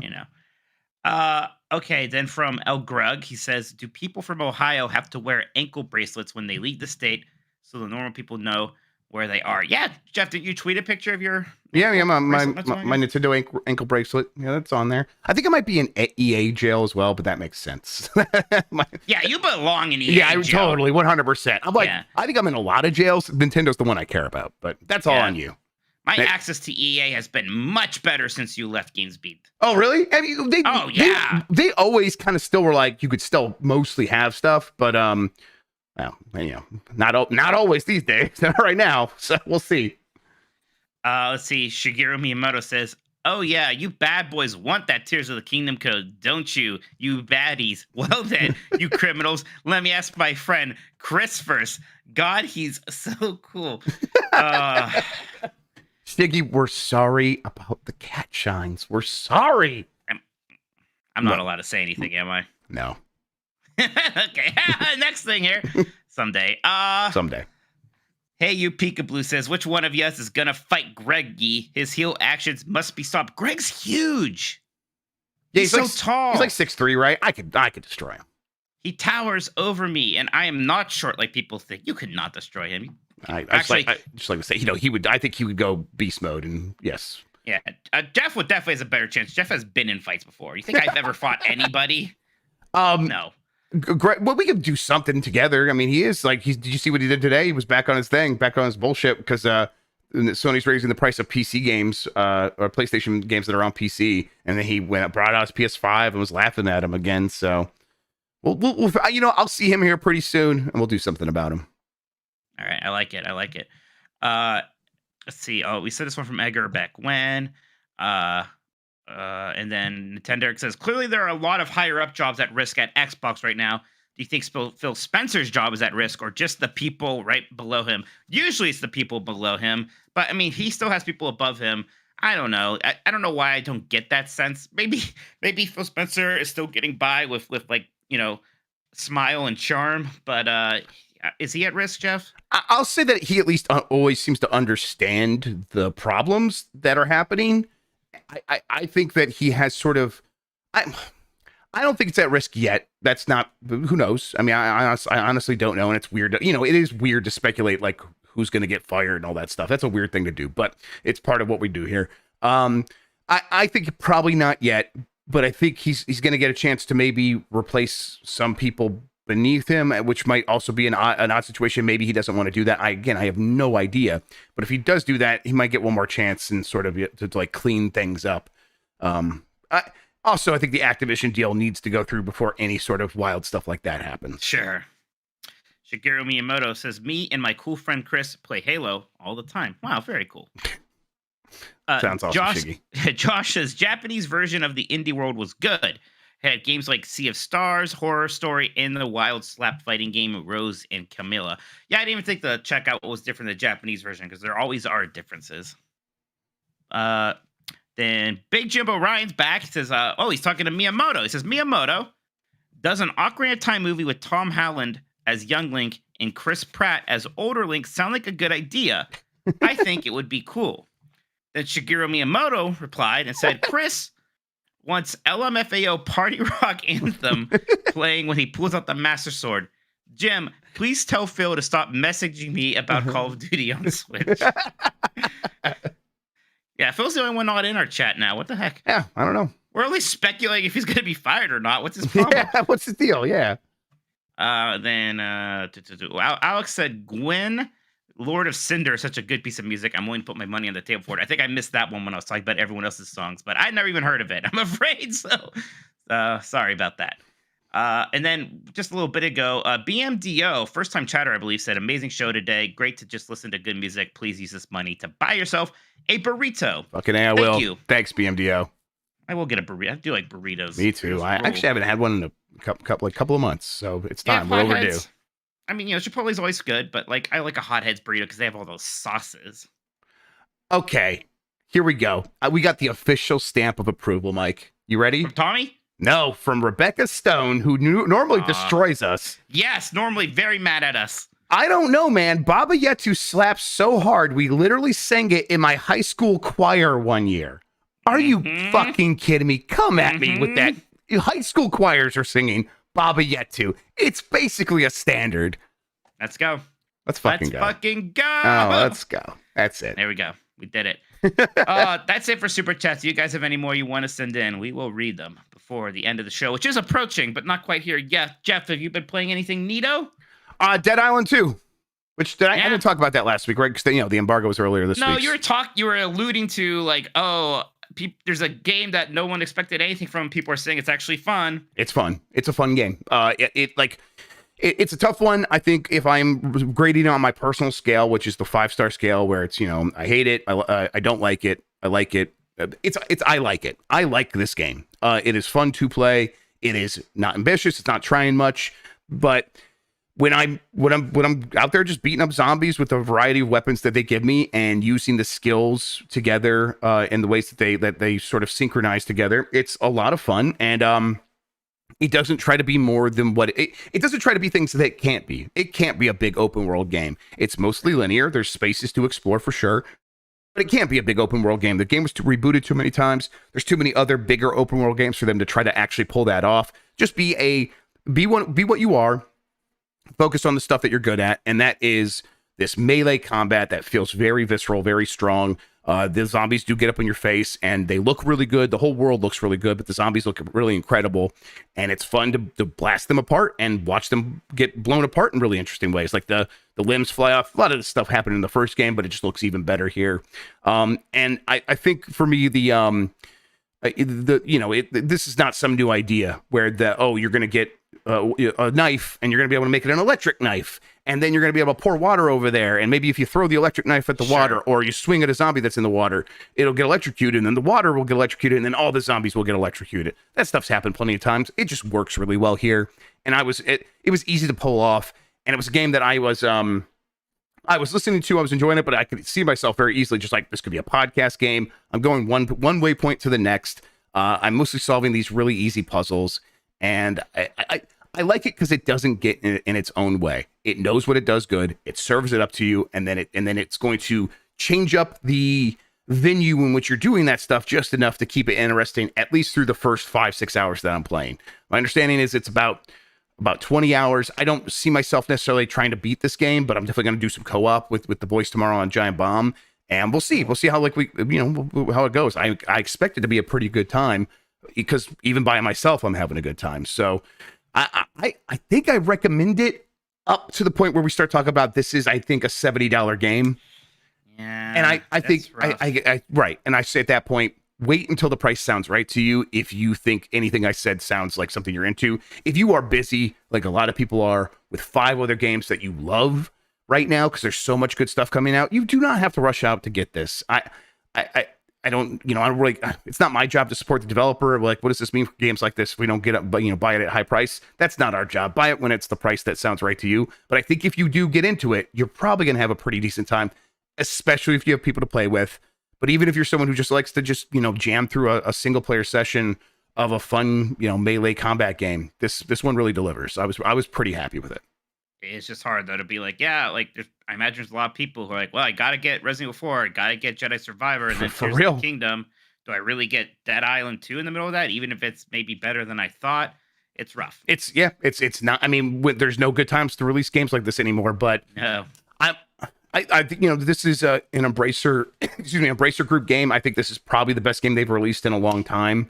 And I think the sort of understanding the scope really helped with that. They didn't try to do too much, sort of like what was the one last year, that reboot, the open world crime game. Why can't I remember? Saints Row. Right. Man, I forgot that happened. Right. That came out. It's like, and that like really missed the mark for a lot of people. This one doesn't. It's just it looks kind of slim, and just because there's so many other games trying to do so much. Like literally next month we're going to be playing Tears of the Kingdom, and it's like that game's also $70. It makes a lot of other games like this kind of look wild to come out and be $70. Like, what are you even doing? But it's hard to blame the developers. They just got to work with what they have. And for a studio trying to figure out, like, let's put our best foot forward, I really think this game did. It really did put its best foot forward.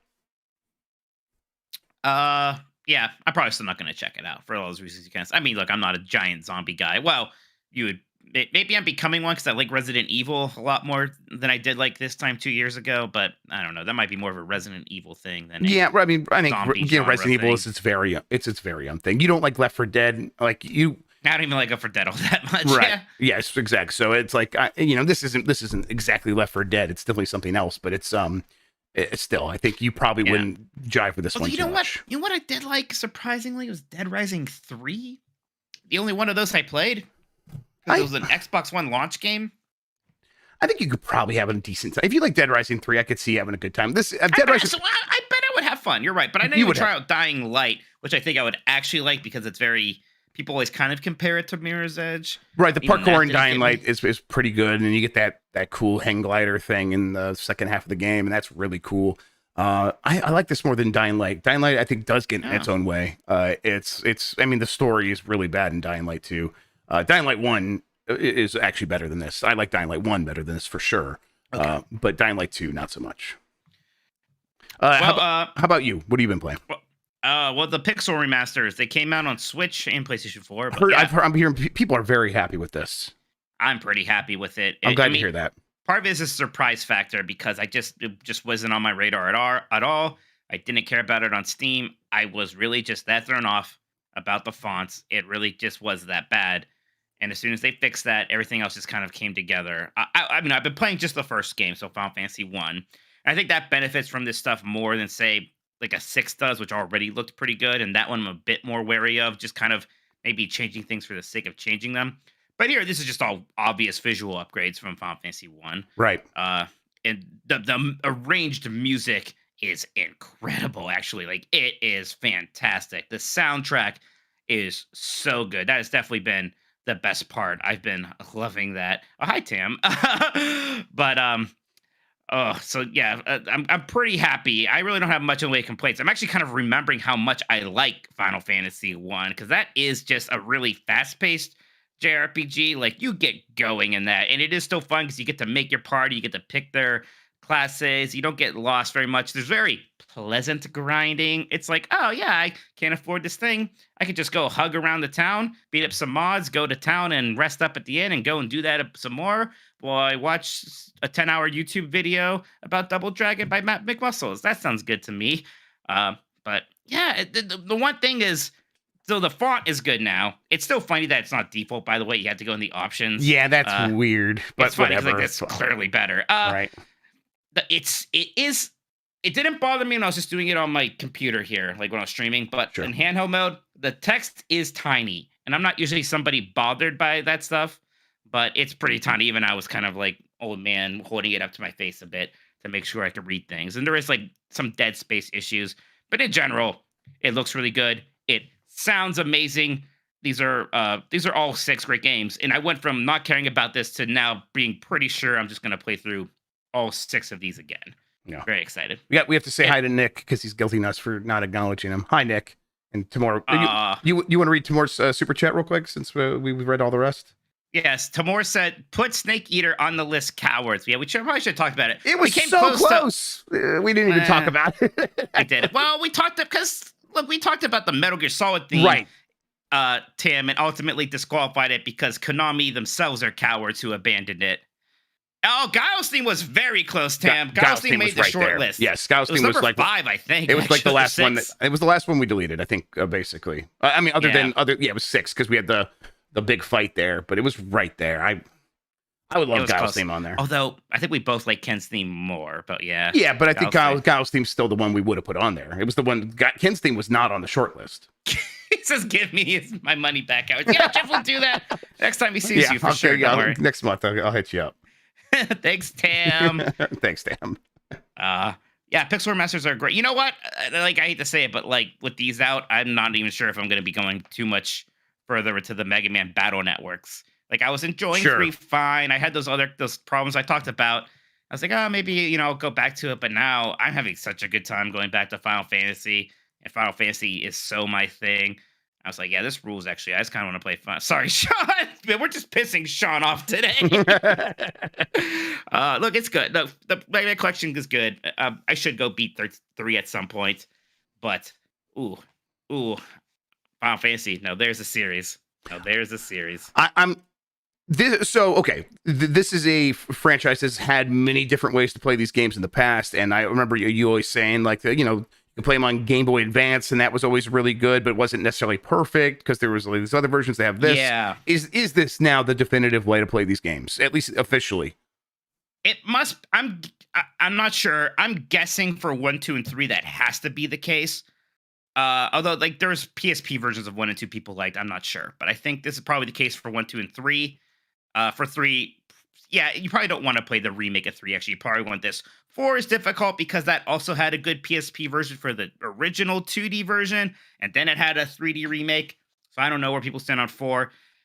5 and 6, it's probably the best way. My one concern now is just some of the content from that GBA version that isn't in this version, like some of the extra jobs that were in 5 and like an extra dungeon. I don't know if I'm actually going to miss that stuff or not. I'm not sure. I'm kind of there's probably people who are even more experts than me on this, Jeff, and I'm gonna be curious to hear what they have to say about that. Yeah. And So- they and like you, they probably waited for the Switch version, so they probably have not played much. I mean, some of them I'm sure played the Steam version, but now that the font's right, I'll be interested to hear, because I remember like mostly people were pretty happy with it except for the font. So that was kind of my understanding. And there's things like you can kind of get really into the weeds about little things here and there, maybe there's some of that's going over my head. So I need to get a screenshot of Shigeru Miyamoto know. saying happy 420, everyone. There we go. Thanks, Shigeru. Thanks, Can I Shiggy. call you Shiggy? Yeah, I had a dog named Shiggy. Then I don't think you can call Shigeru Miyamoto that anymore. Then, if that's the case, Fair. I mean, I think we've mostly done our job here tonight, Mike. Have you played anything else you want to talk about? Lots of Resident Evil 4 still, man. I'm working through my professional S+ run now. It's been fun. It's been challenging. I was able to beat the lake monster and that giant troll thing today, which was definitely something. I love that game. It is so good. Can I? Yeah. I hesitate, but like, have you seen, like, there's been a little bit of a backlash to it. Like, have you seen this? Yeah, the backlash was bigger. There's like You some think- guy okay, said, there was. I didn't see that Yeah. actually. No, there's like some guy who made a video like why soul versus soulless, and I think everybody mostly pointed and laughed at him. Yeah. So people are like, it's not soulless, but a lot of people are like, I still think the original Resident Evil 4 is better. Is what I think. Okay, a lot might be wrong, but there are definitely there's a chunk out there saying that. I think the only place they have a leg to stand on there is like some of the villains maybe being a little bit more fun.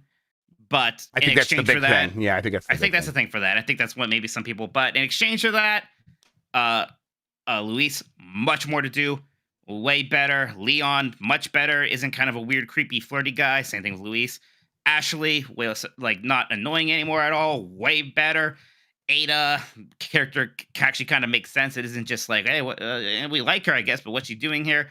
I think the changes, the pros, far outweigh the cons, and there's still, give me a break, there's still a ton of personality and charm with the new stuff that they've done here. So I never even saw this Crow Bee Cat video that people are referencing. I did hear people say soulless is too far, and I'm like, I don't know where that's coming from, so now I guess I know now. But yeah, I think that this is mostly like you're right, that most people like picking up on one or two strains of the game that like didn't necessarily hit exactly like they wanted, and maybe ignoring the rest, like throwing the baby out with the bathwater a little bit here. And so, yeah, I'm still really enjoying it whenever I get a chance to play both things exist. Yep. They're both still there. That's true. And that's what I like. And there's a about lot of these really good remakes. ways to play that original Resident Evil 4 now. Sure. So have fun with that, for sure. Shigeru Miyamoto said, I'll call my next Nintendo Mikey, and you call me Mr. Miyamoto. Okay. All right, Mr. Miyamoto. Sorry about that. I didn't mean to be overly familiar. That's my mistake.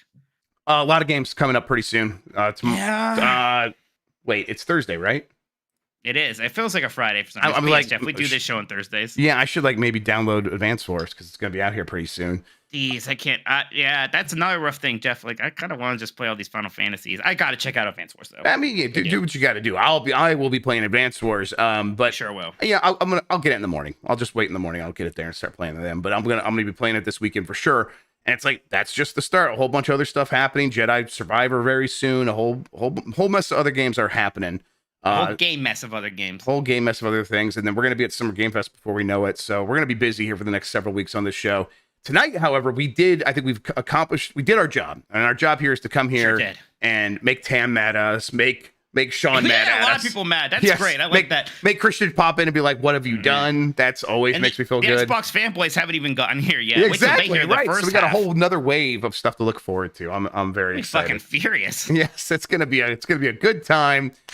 So Mike, I think I'm gonna hit the button. We'll get out of here. What do you say? All right. Yeah, absolutely. So let me turn it up so that's the right volume for everybody. There we go. Mike, where can people find you on the internet? Find me on Twitter and Twitch. Hey, Fitzer, how do I get Jim Ryan to notice me? What kind of cologne should I wear? Thank you for the first time super chat. You should wear my Star Trek red shirt cologne. I heard that Jimbo is a big Trekkie. Yes, big Trekkie. Oh my God. Remember how, were you there? I don't know if you were part of that or noticed that when there was this whole thing where like Trekkie's offensive. We want to be called Trekkers. I do remember that. Like we're called Trekkers. It's not Trekkies. And wait, why is it offensive? Because it's like, does it like? It wasn't offending just because people like were using it to make fun of them. Okay, so yes. not really offensive. Not really offensive, Yeah, but okay. yeah. I was like, it's not like referencing some other thing. No, it's just like that. That's what they called the nerds, and we're Trekker. And okay, yes, go to Yeah, hell. stupid. Yeah. Hey, check out episode 2 of Robo Mitch on Giant Bomb. We did that today. That was an interesting ride. Same thing with the Connectivity Compadres continued adventures in Four Swords Adventures. So I cannot wait to get back to both. Just so much fun. I'm you know what, Mike? I'm proud. I'm really proud of what we're doing with those shows. Yeah, we're having good times over there. Things are going really well lately. Yep, absolutely.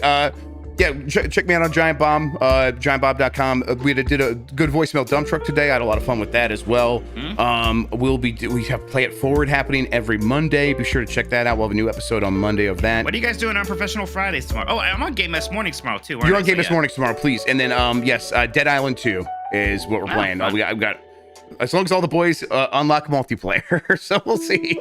We talked about it. We had a meeting. Download it this time? It's definitely downloaded. I got them all codes, and they all know this time. But they, you know, I know Dan got to that point. We'll see if everyone does.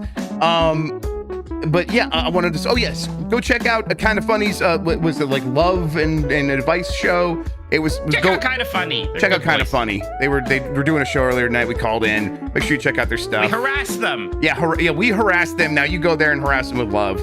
I appreciate everybody. Shout out to all you. Till next time. Bye. Goodbye.